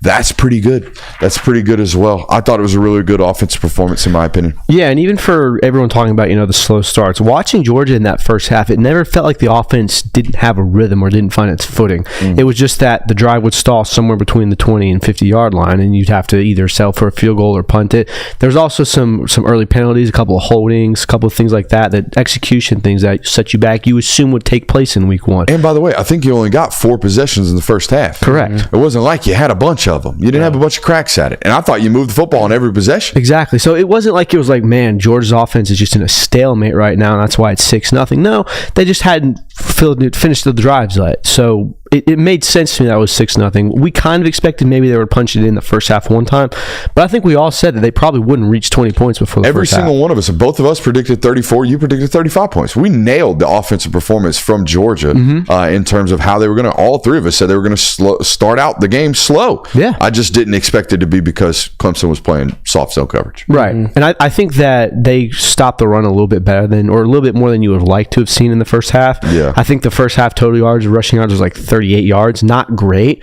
Obviously, the 135 in the second half really makes things a lot better on that. But it wasn't a bad offense. It wasn't like it was a night and day performance. And Georgia, second half team woke up in the third quarter and poured it on. No, like Georgia was in control of that game the entire way. People asking what the grade on the I'll give it a B plus. Yeah, give it a B plus. I give the offensive coordinator a solid A. I thought Bobo had a good 95 in this football game. Yeah, thought there was a moment in the third quarter where he might have got a little aggressive. I mean, it felt like there were so many moments when we were watching the film back where it was, if this block gets sealed, that's probably another 40 yards on this play. Or if Dominic Lovett doesn't slip or get hold or something right here, it doesn't happen. Like, there was some opportunity. Like, Bobo was putting winners up there every single time. Every single concept that we looked over in the film study, it made sense as to why he was going to that. And it felt like the right move to go to that. Yeah, I feel like on that first end around with Aaron Smith, if he cut outside, that's a touchdown. We looked at it on the tape. It was a Branson Robinson missed block. Yeah. But I mean, still, like, you had the opportunity, like, just little misses like that, where, like, it's not a play call reasoning, or it's not it's an execution thing. It wasn't play calling. Impressive. Do you like that? Yeah. I got a talented mouth. I have a question. What's up? It felt like that Bobo was trying to get up shots for Lawson Lucky. Didn't really feel like there was a whole lot of Oscar Delp involved in the offense. Do you think that had anything to do with the matchup of Lawson Lucky against Clemson's defense or anything like that? Yeah, 9 receptions total. 9 receivers had a reception in this football game. Oscar Delp was not one of them. And I don't know why that is, to be honest with you. I thought there was one point where Carson was scrambling right and he tried to throw a ball back across his body to Dom. If he would have found Oscar's probably running for 70 yards. I think it's too much to hyperanalyze that type of thing. And, oh, by the way, that is safety in the middle of the field the entire game. That's going to take your tight end away. Yeah. You're going to look away from the middle of the field, and that's where Delp's going to do most of his damage, the middle of the field. So if you're looking for an answer, that's why. The middle of the field was really, really congested. Yeah, I mean, and Chat's hitting it. Yeah. Delp had a great day and always will as a blocker. As he does. Yeah, always will. So he's still a contributor. But yeah, I just had a question about that. I think some other people I saw questioning like, where's any other film related questions so far offensively? How did you feel like the O-line did in the first half? I thought pass protection was really, really good. And honestly, the only times I felt like Georgia was getting beat were due to run stunts, where I'm like, oh, okay, Clemson's defensive coordinator beat you there. And that's okay. I didn't see anything. I saw some man shit from Monroe Freeland. I saw some man shit from Jared Wilson. I saw some man shit from Tate Ratledge. It was the rare football game where I didn't feel like an offensive lineman flashed negatively. I didn't see a donkey. I didn't see a donkey on Georgia's offensive line at all. I thought all 7 guys that played meaningful reps played really, really well. I was impressed by just the pure strength from Wilson. Everyone talks about his speed. I didn't see anything flash off from that standpoint on tape yet, but the pure strength of him in the middle of the offensive line was really impressive. Dylan Fairchild's effort was phenomenal on Saturday. Phenomenal. He should be proud of the way that he played through the whistle. It's hard to do like that for 4 quarters. It was kind of talked about with Kirby in the presser, but has Georgia kind of put themselves in an interesting situation, you think, with this defensive backroom now that we have actual film of Malachi Starks at star? Oh, man. It's hard. I tweeted about it today. Right. I feel like I did that because I felt that way, but I also kind of wanted to feel out the rest of the audience. It seems like Georgia's fan base feels that way too. For years, we've talked about how it is the most impactful position. The star position is the most impactful position for Georgia. The idea of him being there is tantalizing, as we saw Saturday. And it wasn't just in the box score. If you really watched and paid attention on Saturday, don't count how many tackles Malachi had. Count how many times he's either A, locking up somebody in the slot, which over the years has been Georgia's probably biggest worrisome and trouble area in the slot, deep, getting beat with explosives. And also, don't count the tackles. Count how many times he's around the ball. Count how many times he bounces the ball, or how many times he flashes into the screen and makes the running back go elsewhere. Just watch how many times he's around the football. You, more than anybody, Kirby, I heard talk all offseason about how you felt like teams were going to avoid him. Teams are going to avoid this guy. Teams are going to stay the hell away from him. They're going to scheme him away. They're going to do everything they can to be. You can't do that when he's 7 yards from the damn ball. You cannot. You can't. You just can't do it. So I love the idea of him doing it. I love the idea that this might have opened them up, and KJ being so good, this might have opened them up to him just rotating, him just being wherever he needs to be, wherever he needs to be there, or whenever he needs to be there. From like an analytics standpoint. Yeah, or matchup standpoint. This week, this is our problem. This week, this team's gonna do this to us. This week, this is what this team's great at. All right, neutralizer. Here he comes, Malachi Starks. By the way, Kirby has background with this. He did this exact same thing with Minkah Fitzpatrick. The exact same thing. So yep. I would do that with him. And the chat's hitting on it. This door opened up due to injury through Jonel Aguero, but it also opened up due to the fact that KJ Bolden was ready and prepared to be ready to go. Yeah, and that's what I was going to get at is, though, like, didn't get to see Jonel Aguero on Saturday, so you might find out that you're best on defense when you have KJ Bolden, Malachi Starks, and then Jonel Aguero at star. I think that Dan Jackson, dog. What you doing? He still gets rotated in. I mean, you were talking about how they played more dudes on defense than maybe ever. Maybe ever. I think I saw over 30 people credited with at least one tackle. Good God. They took 56 snaps. Clemson took 56 snaps. And I think I saw over 30 people with a credited tackle. I stopped trying to count personnel. I was just counting what was happening. I've only gotten through like maybe a third of the defensive tape. They opened the game with the defensive backfield being Ja'Cory Thomas, Malachi Starks, Dan Jackson, Julian Humphrey, Dalen Everett. KJ Bolden obviously played a lot of football in this game, played more snaps than anybody else, I believe.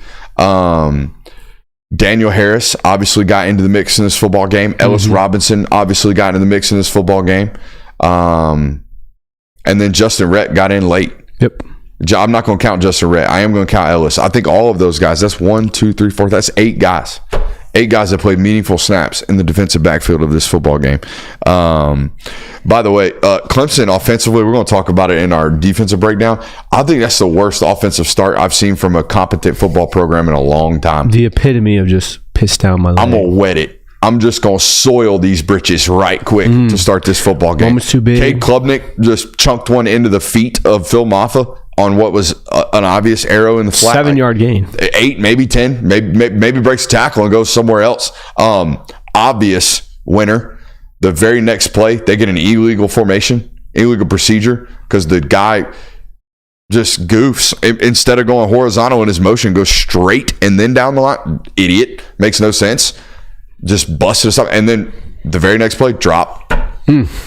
Drop. What a great way to start the football game for those guys. Just not very good. Any other thoughts, comments, concerns, offensive performance wise? I kind of want to give you this opinion and then see if you feel the same way. It felt what? Be careful. I don't know. Go. It felt to me like Ben Urosic hasn't fully gotten a grasp on this offense yet.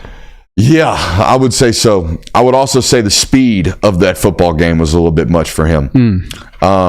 Do you think that's going to be a problem that keeps coming up throughout the season? Then, no, I think it's because of what you're saying. I don't think he knows 100% what he's doing. I think he's got 90% of it. I think he's still passing his. He's probably passing his assignment test, which you have assignment tests. I don't know if you knew this, but they test every bit of it, and they see what you know, what you don't. They make you fill out your responsibilities, make you fill out your teammates' responsibilities to see where you're inept, to see what you don't know, so they can make sure you know it before the game starts. And it's one thing to check all those boxes and fill out all the paperwork correctly. And then when the bullets start flying and people start moving in front of you and you're like, oh, he got ripped down on his face Saturday. And it looked to me like he was not timid, but it looked to me like he was thinking while playing. You can't do that. He's playing reactive. Yes. Very, this is what I got to do. Now I'm going to do it. Very reactive. So that's a good question on the Urosic stuff. Any others, or do you want to? Quarterback play was good. Nate Frazier's got to catch the football. Yeah. I didn't see any. Oh my God, Aaron Smith. Aaron Smith had a great block. Yes. No, great block on truck sweep. Yes. He stuck his nose in on 6'3", 335-pound Wade Wood ass. I'm talking about if screws to screws. I'm a big boy today. What's up? So good on Aaron Smith. Y'all talk about the catches and all that good stuff. That was what I was more impressed with. Well, I was going to say cracking. Yeah, even on that illegal downfield block when Carson was scrambling and threw it to Dylan. Like the first thing was, hey, at least Aaron's going out and blocking now. Yeah. Like I would take a 15-yard penalty on that if that means Aaron Smith is absolutely 100% dedicated to blocking, where it hasn't always felt like he's been that. Plus, it also felt like in that position, he almost had no other choice. Yeah. Dude was coming after him. He's like, guess I'm blocking. Like I felt like he got put in a position where you had to. I think there's two things that should terrify everyone in college football based off that football game. One, KJ Bolden still can't fill out his pads. You notice that? That photo of him making that tackle, buddy, he can't be but 185 pounds. Can't be. Look at this. Bring 2 in. Go ahead. Look at this. This man is tiny, guys. He ain't even ready yet. You know what I mean? Like, he can't even fill him out yet. And he's out here tackling 235-pound running backs like it ain't shit. The other thing that was crazy, that wasn't even, everyone talk about the Phil Maffa tackle. That was awesome. Bro, he stuck his nose in on the Brenning stool kid like the dude ain't 6'6", 265 pounds. Now, he got rolled, but it wasn't no, I'm going to tackle your shins. No.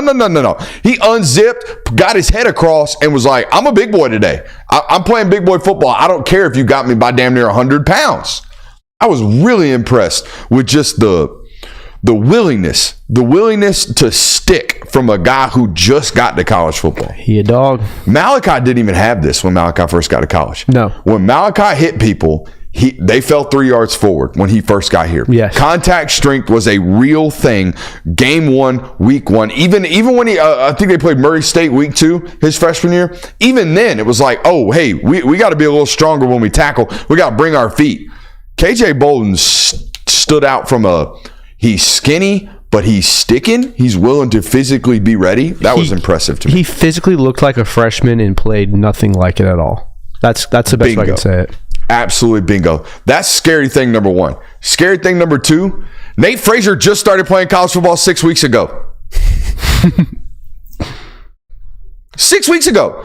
I guarantee, I would bet however many people are in here in terms of dollars, $391. I would bet $391 right now. There were multiple times in that football game where Carson Beck had to tell him what to do. Yeah. Play comes in. Nate looks at him and goes, hey, just go do what you do, bro. Crazy how talented that guy was. By the way, nailed it. You know what my sign off was on 680 The Fan? This week, Friday, when I did my hit. What? I said, I got a feeling Nate Frazier's going to have a Brian Harrion-esque debut. I like that one. UNC. And he did. Good Bang! job there. His was even better than UNC's, I would say. Yeah, way more promising. Brian was like, that's a pretty good football player. I would say, too, like the way Nate Frazier runs the ball. We also have a nickname for him, by the way. It doesn't matter if he knows what he's doing or not, because he's going to be decisive and he's going to hit a hole or he's going to hit something where he's just going to fall either 4 yards forward or just it's going to look like he knows what he's doing because he was super decisive. Got to catch the ball, got to hold on to the football. That's it. I think we're going to see some fumbles this year from Nate, but I don't care because we're going to see some Flash. Yeah. That's his nickname. Flash. The Flash. No, just Flash. Not the Flash. Nate Flash Frazier. Flash Frazier. You like him. I do too. I think it's going to stick, at least on this channel. Okay. Got it. Any other questions about film? No, I think All right. What were you guys' general reactions from the football game? I know you kind of unloaded some takes already, but do you have anything else that you haven't talked about you want to hit on? my general reaction to it was like, wow, this is kind of gone exactly like how we expected it to, with the exception of obviously Clemson wasn't doing what we thought they did, and we kind of all overestimated what Clemson was capable of on offense. Yeah. I think the biggest thing that I took away from a defensive standpoint was it took a perfect play for Clemson to do anything. It felt like to make it, to force the ball down the field. Yep. It took a perfect pass to Antonio Williams down the sideline for them to move the football down the field. It took Jake Briningstool making an absurd one-handed catch for them to move the sticks on that one play, and it took Phil Maffa being Phil Maffa at times for them to really get anything going on offense. And even then, you score 3 points. That's a defense, like you kind of touched on, like that's as good of a defensive performance that I've seen from Georgia in probably 2 years. It's been a while since I've walked away from a Georgia football game and felt like that about a defense where like they had to literally be perfect on any play for them to feel like they got a success or a win on that play. Yeah. When was the last time you saw? I thought it was the best defensive performance from Georgia in probably 2 seasons. For sure. Like, I don't even count the TCU one. I think they were so outmatched. I thought they were just cooked anyways. Yeah. But you got to go back a ways before it was like, all right, this offense should be competent. They've got some returners, and they get skull drugged. You'd have to say it was 2021 Clemson. That's probably the last time that happened, which is now 3 years ago. And I'll give you my prelims because I have, like I said, I've watched a third of it so far. Maybe it's just because all 11 people on the field are NFL football players, but used to, like in 2021, people would flash. Oh, you're taking my take from me. Like in 2021, people would flash. Like N'Kobe would be 2 yards in the backfield, blow somebody up. Jordan Davis would take 3 people, put them in the lap of the running back, blow somebody up. Devontae White, blow somebody up.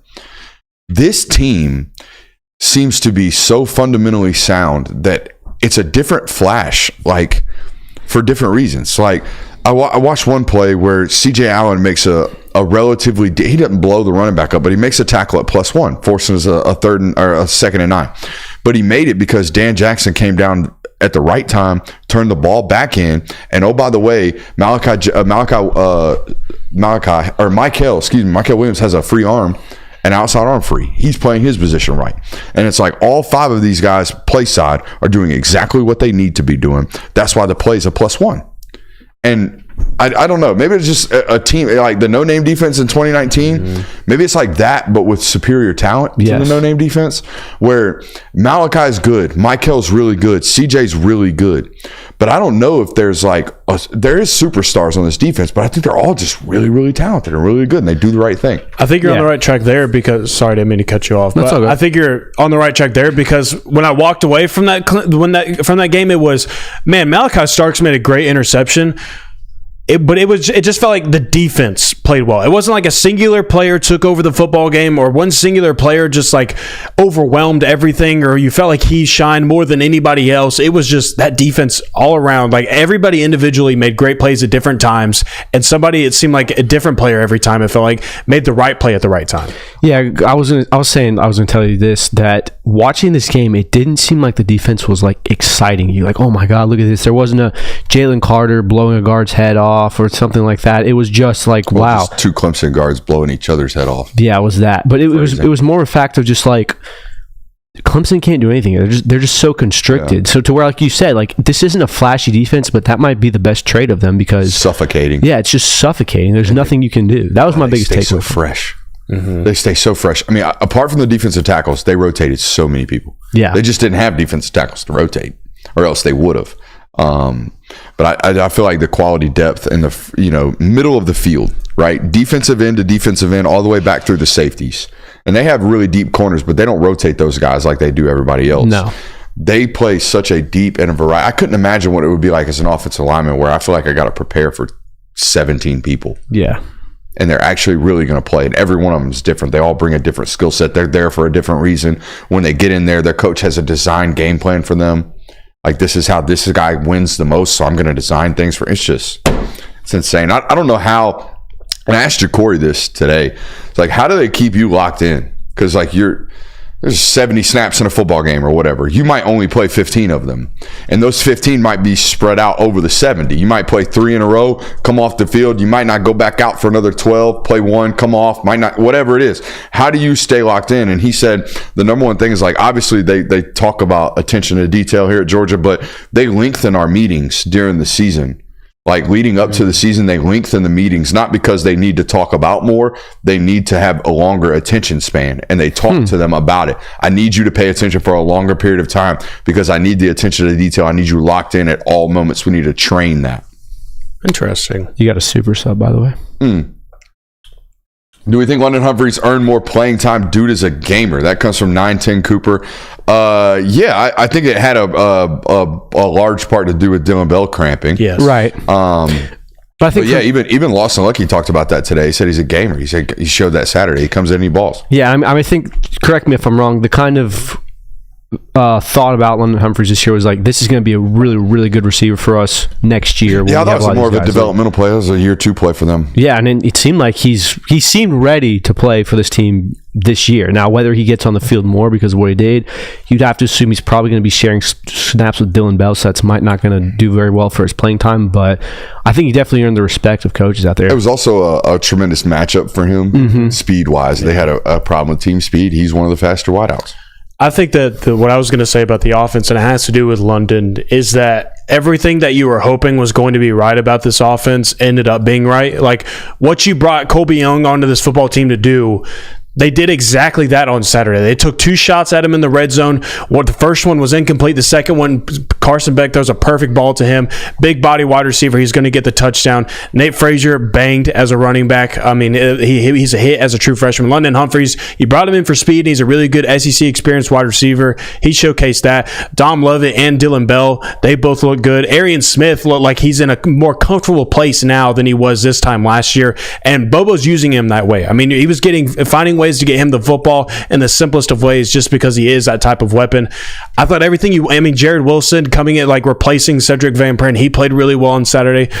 Everything that Georgia fans wanted to be true about this offense in week 1, I think that definitely came true. Yeah, it was impressive to see that kind of the hype that everyone had around them, not just because of, hey, they're going to be a really good player, but their special skills and their skill sets, they kind of lived up to them. So I think that was really big for the offense. Chat wants to just show some love to Cash Jones. Oh, of course. Dude. Love on Cash Jones. Cash Jones obviously deserves love all the time. I think he's going to really crawl his way up this depth chart. I don't know how, because, there's 5 running backs on this team that you're like, you would trust all of them carrying the rock. When Rob comes back, and you have to assume whichever ETN gets back, there's 5 guys there that are solid running backs. Cash Jones, time and time, proven again that he is. You know what my favorite Cash Jones is? My favorite Cash Jones is when he's on punt return, and they have to put him in the additional jersey, and he's wearing, and they always make the additional jersey like 4X. So because they have to put it on whoever, slide it over too. He looks like he's swallowing him. Yeah, it's so funny. He looks like a scrub. Cash Jones is like 205 pounds maybe, and he's relatively like muscular. Don't get me wrong, he's not a little guy. But he looks tiny. He looks tiny when he's in that jersey. There's always somebody. Hysterical. I'm going to take a photo of it next time. And there's always somebody when they see him on special teams like, who the heck do we have out there? Who is this guy? Who's this walk-on? Who's this skinny little white kid on special teams for us? But, yeah, you slam a dude's cranium off the turf, and then you go and score a touchdown. And then you hit him with just give me my money. Just give me my money. You're not on that trend, but... I've seen the videos. He hit him with that on the sideline, so... Yeah, it was a great performance by Cash Jones. Made a great flash play. It was good stuff from him. I didn't know it was mandatory Cash Jones love session, but we're going to give it to him. We're big Cash Jones. He deserves it. Oh, absolutely. Yeah. Absolutely. We released one of the greater memes of Cash Jones on Eastbound and Downs jet ski. Thanks, Crisp. Have you seen it? Yeah. It's pretty funny. We got plenty of love for Cash Jones around these parts. What are you improving on week 2 if you're Kirby Smart? What are you harping on this week? I think improving depth, getting more guys, because let's be fair, this is one of those games where you're going to find a lot about who your 2s and 3s are, who the guys that can play. Dudes. Yes. Dudes. That's your biggest, I know Kirby's would kill me if I said this, but this is a game you win if you show up for. Let's be fair. So to come in, you have to figure out, the goal is to then figure out who your 2s are, figure out where this guy fits into your defense when this guy's not on the field, who's someone you can trust in the fourth quarter if so-and-so goes down, things like that. That's what your main goal is this week. I like that. What do you got for me, J-Will? It feels like you kind of have to nitpick almost to ask for what they can improve upon after what you saw on Saturday. And I would say that it is kind of being more disruptive in the backfield still. Now, they had 2 sacks. They had 6 tackles for loss. I think that's a very successful day. I think it's more so building upon consistency in that point. I would say that's the biggest thing for me. Continue that defensive line, and I think that's only going to continue to happen as they are pretty banged up interiorly for that defensive line. You had a few guys out, a few guys that didn't play, guys that are going to play meaningful snaps for this football team. So I think just kind of building off of that, continue to be more consistent there. I want to see him get the shots down. Yeah.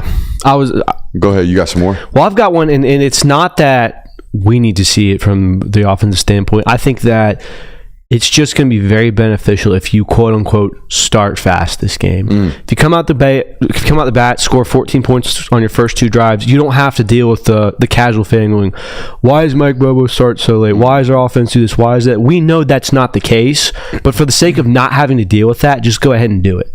Yeah.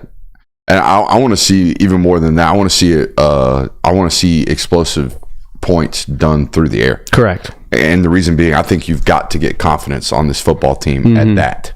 I think this football team needs to know by the end of this 3-week run where you don't play very good teams before you play Alabama, I believe it is, you better know going into that football game you can hit your explosives. Correct. That we feel confident that, hey, we have a track record of doing this. We did this really well the last several weeks. We're hot in these downfield shots. I almost want him to force it. I want Carson to stop.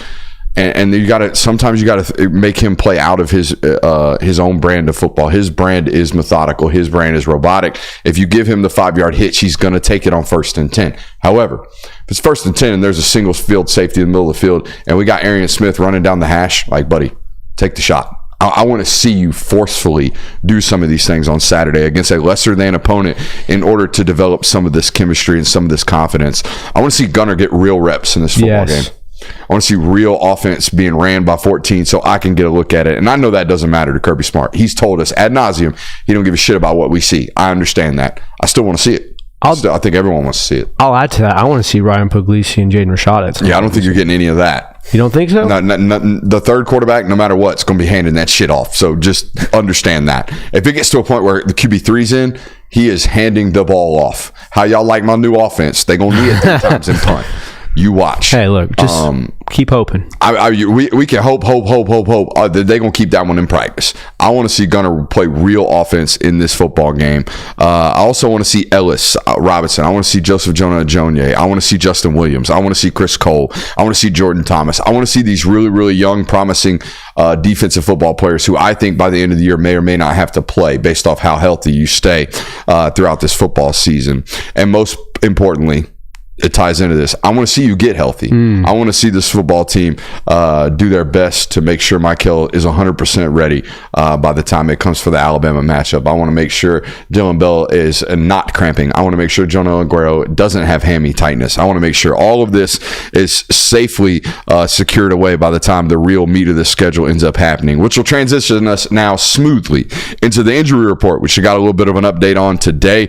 Jordan Hall still TBD. I didn't see him dressed out or anything. I saw him in street clothes this Saturday. I would imagine you will hear about him being back at practice before you hear about him being ready to play.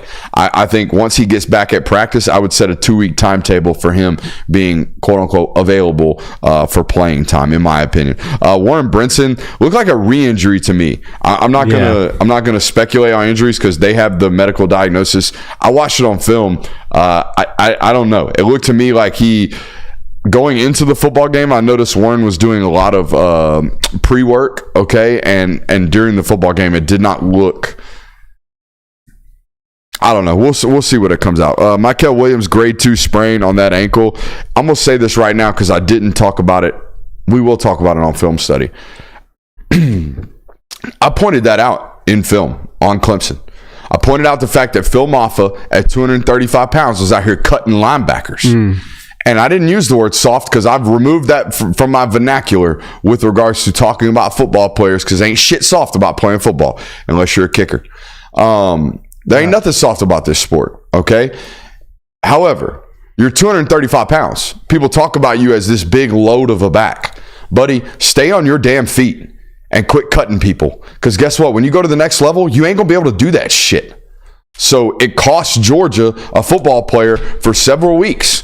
Grade 2 sprains, the swelling will have to come down. The rehab on that will have to be done right. He will not be put on that field until he was 100% healthy and 100% feels like himself again. So there is no chance of re-injuring that issue or flaring it up or anything. Soft is not the word. I don't know what the word is moving forward. Okay, we're going to call it Elmo. That's what we're going to maybe call it. We're going to call it Tickle Me Elmo because that's what that was. I think that's garbage is too harsh because I don't think Phil Moffitt's a bad guy. All right, but I don't like it. I don't like you being 235 pounds and cutting football players because you don't want to stick your nose in some shit when you're 235 pounds.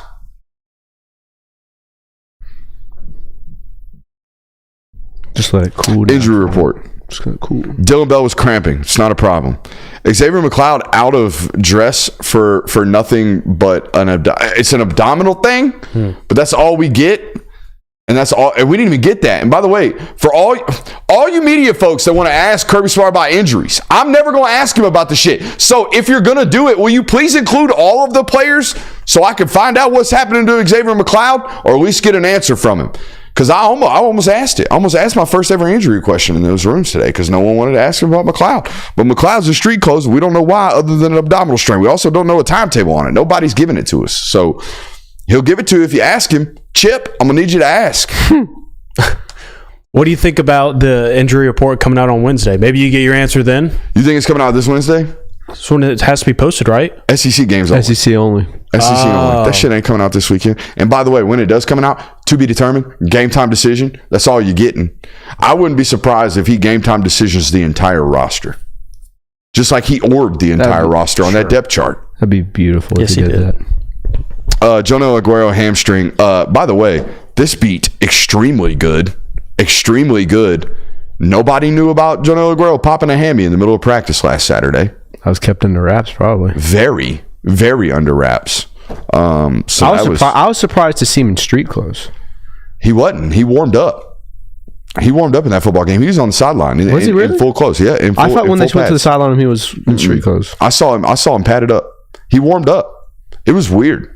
I think it was a tweak, not a hammy pull. And then obviously Rod Robinson had surgery on his toe. He can be out for a little while. Yeah. Relatively healthy. Yeah, I mean, you're not like, oh man, they're thin here. And I know Kirby keeps reemphasizing that they're thinner than they've ever been, but it seems like they're gonna be okay. Now, obviously, you don't want to see more injuries. You can't afford those, but it's not like hey, panic button. We need to get this guy back ASAP. We need Dejon Edwards back as our running back really, really soon.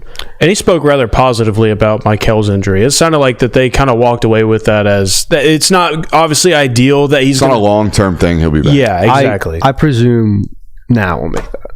I was just going to assume when he comes back, but Bama. Yep. Yeah, that's what I was going to say. I think breaking case of emergency against Auburn, and then you play him against Bama. I forgot there's two bye weeks. It's Tennessee Tech, Kentucky, bye week, Bama. Oh, well, yeah. Then definitely not playing the next 2 weeks. I forgot there's 2 bye weeks this year. Yeah, definitely not playing the next 2 weeks. The chat is right. He did mention in the presser today that he felt like Jonel could have gone if need be Saturday. So it doesn't sound like it's too serious. You want to cape for somebody, so let's cape. Yeah. Watching all of season last year and this season this year, especially in this game, we've only had one game this season. I've come to the conclusion that there may not be a football player who is more unlucky than Dalen Everett. I have never in my life seen a quarterback who is consistently, not always, not 100% in the right position all the time, but consistently in the right position and has allowed more incredible catches. The one against Ole Miss last year, that incredible one-handed catch, Dalen Everett. They had 2 incredible catches Clemson did this week. Dalen Everett. Not Dalen Everett's fault, yet he's always seems to be kind of the bad guy of the defense of, Dalen Everett, he's our liability in the backfield. He's not. He's played incredible coverage every team. He's always in phase. He's been in phase the entire time, every single one of those catches. So it just seems at this point like it's almost a curse because if you throw towards Dalen Everett, he's going to play it perfectly, but the wide receiver is just going to go out and make an incredible play. That one-handed catch this week, there's nothing more he could have done. I actually had this conversation with a parent of a defensive back the other day. I was explaining to them that your son plays a position that not only gets highlighted when they get beat, very similar to offensive line like this, right? You're only going to throw the ball to a receiver if they've created space, right? They're only going to get on television when they're getting beat. The other thing is, corner is one of the only positions on the football field that Joe Schmo at home has absolutely no idea what that person's supposed to be doing. Correct. They have no idea what their responsibilities are, what their job description is, let alone whether or not they did the job right. Okay, so I get so frustrated at this one, man. I get so frustrated at people that try to take shots at corners and say, "Oh, so and so's our weak link. I'm really worried about this dude." Like, y'all are wrong. Like, I thought Dalen got quote unquote beat once Saturday, and all he did was slip out of a break on 3rd and long and gave up a hitch. Like, that was it. And that shit, you're right. That shit will happen. That's football. Like, it wasn't like he was getting beat for 80 yards. Well, my favorite thing on him is now is like, oh, he's got to learn how to play the ball better.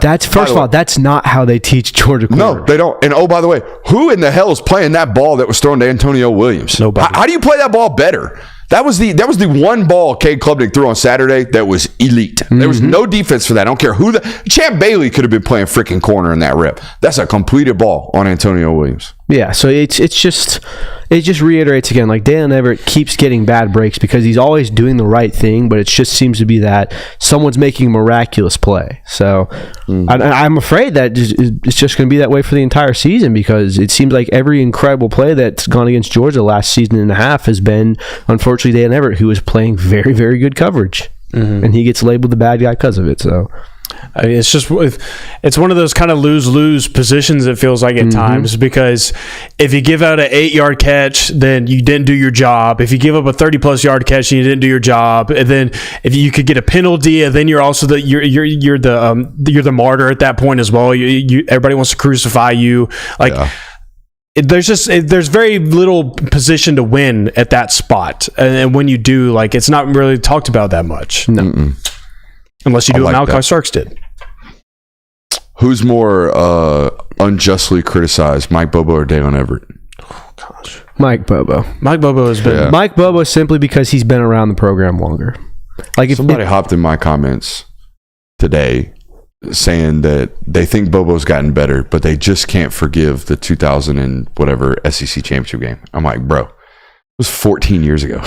I saw someone on... It's like 12 years ago, bro. It's so long ago. I saw someone on Saturday complaining about all the screens that he was throwing. I can't remember. Maybe there was one of them, two of them that didn't work. They just kind of got blown up. There's a 9-yard screen to Cash Jones in the first half. A screen to Dylan Bell that got blown up for a -2. And that's about it. Yeah. It's just human nature. I mean, it's kind of the same take I had on Sets of Bennett, where people have already pre-decided that Mike Bobo sucks, he will never be good. And so anything that happens, they have to find a way to justify their opinion still, whether they're still wrong. Like, oh, it's because of this, or oh, he's doing too many screens, or we're running the ball up the middle too much. So it's people just trying to find ways to be right now, because they are looking for excuses to be right because they have less and less reasons to believe so. So... All right, do we want to give a fantasy football update? I would love. I want to hear. I would love this. I think we're the only show doing this year, right? Yeah, gotta be. I think so. I think this is very unique. We're the only ones creative enough to do this, for sure. Well, I mean, definitely. That's definitely. I'll kind of paint a picture here a little bit. Picasso. So I like it. So your strategy, Brooks, while two of your guys ended up sitting out, it was still relatively a good idea by you, because you still had Branson Robinson. He was the lead back heading into this football game. Come on. The number one. You also had Colby Young on your roster. Had a touchdown. Had a crucial catch in this football game. Exactly how we said he was going to do. Red zone touchdowns. Red zone touchdowns, Absolutely. baby. Come on. You also had Arian Smith, explosive playmaker. He had some big plays as well on Saturday. Hell yeah. Really stacking up some good performances. This is where it gets really good. You had Malachi Starks, had an interception. Michael Williams had a big play in the backfield. Munden had 4 tackles. Aguero, sorry, that's a scratch. Hey, lost some points there, just like you had at ETN. He was also a scratch as well. Rob, also a scratch. So lost some points on the board. So it sounds like we got off to a hot start, but we still got long plays. I like this. Yes. However, oh shit, Christian had Nate Frazier. Nate Frazier by himself was responsible for 128 points. That's not bad. My spite pick. Just one. He also had Dylan Bell and Dom Lovett. They had some good days. And Nate Frazier's where he won. Brooks finished the day with 123 points. Kirby had 250. All That's right. an ass kicking in fantasy football. Don't worry, Trevor Etienne coming hard strong for 120 this week. When Trevor Etienne gets healthy, that's where things are going to get really interesting. When he gets off of suspension. Not healthy. Healthy. Nice try, though. But, hey, Arian Smith pick, looking pretty good for you right now. Malachi Starks, if he moves a star, if they keep him there. Talk to me. Look. Should we talk about that, by the way? You think? Did we already do it? Are they going to stick that? Yeah, I mean, I've said that they kind of created a dilemma now where if you don't have that the rest of the season, you put the shit on tape. Well, He teased us with it. Well, not even that. The second that something goes wrong in the secondary, it's why have we not put Malachi Starks back at star? He's our best player there. He needs to be there. Like, and again, Kirby Smart doesn't give a shit about that. But you opened up an avenue for criticism. Facts. So that's the one, and it's not an issue because again, Kirby Smart doesn't care what the common fan thinks on Twitter. It definitely had to, like, the people who do not play on Saturday, like Trevor Etienne being one, Jonel Aguero being another. Probably could neither one of those guys feeling too good about where their rep share is going in the future. Like, oh, Nate Frazier. Wow. Week 1, you're the best running back in our backfield already, it looks like. And then Malachi Starks all of a sudden playing star, doing really good at it. I thought this was going to be my year, but I think that with how much they rotate anyways on the defensive side of the football, Jonah Aguero is going to be on the field, but for sure. Those two guys played really well. Have we seen, and maybe I missed it the last couple of years, I haven't seen Georgia recognize the hot hand in the running back room and feed it as much as they did and as quickly as they did on Saturday. I do feel like that was something they've been criticized with. Yeah, well, right? And honestly, like, I feel like in years past, they just like, oh, we're going to split the carries no matter what. Yeah. So-and-so's getting 12 today, the other one's getting 10. That's what it is. I felt like the last time they did this was South Carolina 2023. James Cook? No, 2023 with Dejon Edwards. Oh. When they're like, we're going to lean on him for a couple of drives. But I was thinking mop-up duty South Carolina several years ago. Yeah. James I know what Cook as a young player was like, I'm going to eat. Yeah, I know what you're saying. And I it's going to sound very critical of it, but I don't think there's been a player in the running back room that was obviously past few seasons where it's like, hey, this guy's eating right now. Let's get him the rock. Like Kendall Milton had a couple of these drives where it's like, hey, we can get 30-yard gashers right now, but it was never like, hey, first, second, third down, you know who we're giving the ball to. It doesn't matter. He's going to get us a first down. Like it felt that way with Nate Frazier. So I hate to be critical of the running back room, but it hasn't been that way since DeAndre Swift, I don't think. All right, let's hit where we were right, where we were wrong, where we were right, or where I was right. Said going into this football game, I thought Dom Lovett was going to lead the team in receptions because of the matchup. He ultimately did, barely though. It was close. I think he continues that throughout the football season. Talked about it in the lead up to this football game. Lots of jets, lots of truck sweeps, lots of floods. Put it in the plan. Based this game plan off of you being faster than them. I felt like Georgia did exactly that. I said the speed was going to be the difference in this football game. It ultimately was. Nailed the offensive score. Also talked about how Clemson's offensive line was, though really experienced, lacked the athleticism and talent to compete with Georgia's defensive line, even banged up, and they did exactly that. Georgia's defensive line looked swarming in this football game. Where I was wrong, completely wrong on Clemson's plan and ideology, offensively and defensively. Don't know how I could have been right had I just been sitting at Clemson's practices all offseason. Right. But based off what they were last year, they were completely different this year. Was wrong on Jalen Walker. Didn't realize that, his role's just going to grow on both spots. Good, so that good was pick interesting by me, by the way. Yeah, absolutely. Good pick on you, I guess. Was wrong on, why do I have number 17 and number 11 here? Oh, for Clemson? For Wood-Ass? Clemson. Yeah, I was wrong on Wood-Ass. Yeah. Wood-Ass way faster than I saw on tape. Incredible football player. He's going to play on Sunday for a long time. And I was wrong on Peter Woods' ability to be really, really impactful at edge. Though, I think I was kind of right because had he done some of that stuff at D-tackle, I think he gets some more sacks. Yeah, I felt like you were more right in that regard just because they didn't seem like they could set an edge in the second half from the outside rushing game. Well, it's because the edge was like at the numbers on jet sweeps. Exactly. You know what I mean? Like the edge was not in C gap on counter or something like that. Yeah. I'll go ahead and take the victory lap too. We were all right about kind of how this game would play out. Yeah. It's going to be a slow start, rock fight. We kind of talked about this in the first hour. We were wrong on Clemson's offense.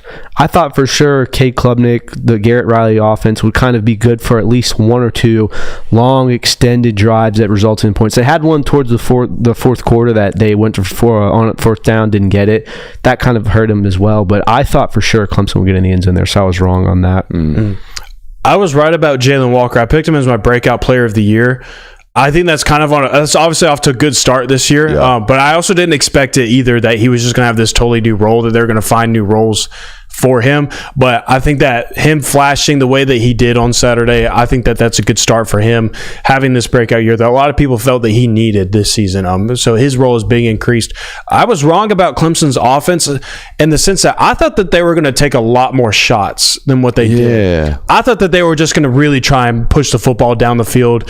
And I thought that Garrett Riley would be better on certain possessions. Like, I thought that there'd just be point in times in the football game, which a lot of this is credited to Georgia's defense for making some big stands, but I just kind of thought that he would just cook up a drive and Clemson move down the field, they get some points on the board, and they would kind of answer back, like maybe they turn it back from a 2-score football game to maybe a 1-score. I didn't think that Clemson or like Georgia would ever be out of the football game or they would lose like kind of the possession of this football game, but I just kind of expected that Clemson would have more answers because I thought Cade Klubnik, going into year 2 as a starter, I thought he would have more answers going into this football game. I thought the offense as a whole would be better. There would be some growth. Yes. I didn't see hardly any of it. I got it. I was wrong. I was right. Dude was shattered glass running football. He got hit my God. hard on Yes, Saturday. Every time Buddy got out of the pocket, it was like, oh my God, he's going to die. Yeah. Yeah, they better be holding their breath the whole year. Yeah. But again, man, they're not going to see anything like that moving forward. No. They won't see another defense that looks anything like that. Being vulnerable to hits, though, is being vulnerable. Yeah, that's against anybody on Saturday. Getting licked. Absolutely. I was wrong about Ellis Robinson. I was kind of coming into this season assuming that, hey, he's a game-ready player. He looked at times a little sloppy, a little freshman. Like, not bad at all. Like, he looked like a true freshman who was playing in his first college football game. And that's the worst insult I can give. He's all the talent in the world. He's flashy there, but maybe he needs a couple more in-game live action reps, I think. Mm-hmm. I was expecting, like you mentioned, Garrett Riley to do a little bit more capitalizing on momentum plays. Mm-hmm. I don't think anything happened in that Brenning stool drive. No. One arm or that one hand Ended catch. up stalling out. I don't think anything happened in that Antonio Williams drive. Like, you finally get good things to happen. You have got to make something happen. And he didn't. No, I don't. Yeah, just, I don't know. I would have felt very perturbed as a Clemson fan as my head coach is saying that the scoreboard isn't what matters today. My football team then goes out there, plays completely different than what they had at any point in time under Dabo Swinney, and the offense doesn't look improved. Like, everything about Saturday would have had me very teed off about where this football program is. I just would have felt very lost and very upset as a Clemson fan. This would have very upset me that my head coach and this staff kind of went in this football game acting like they just didn't want to get beat by 50. That was our goal today. We're not going to let Georgia completely embarrass us yet. You still kind of ended up getting completely embarrassed.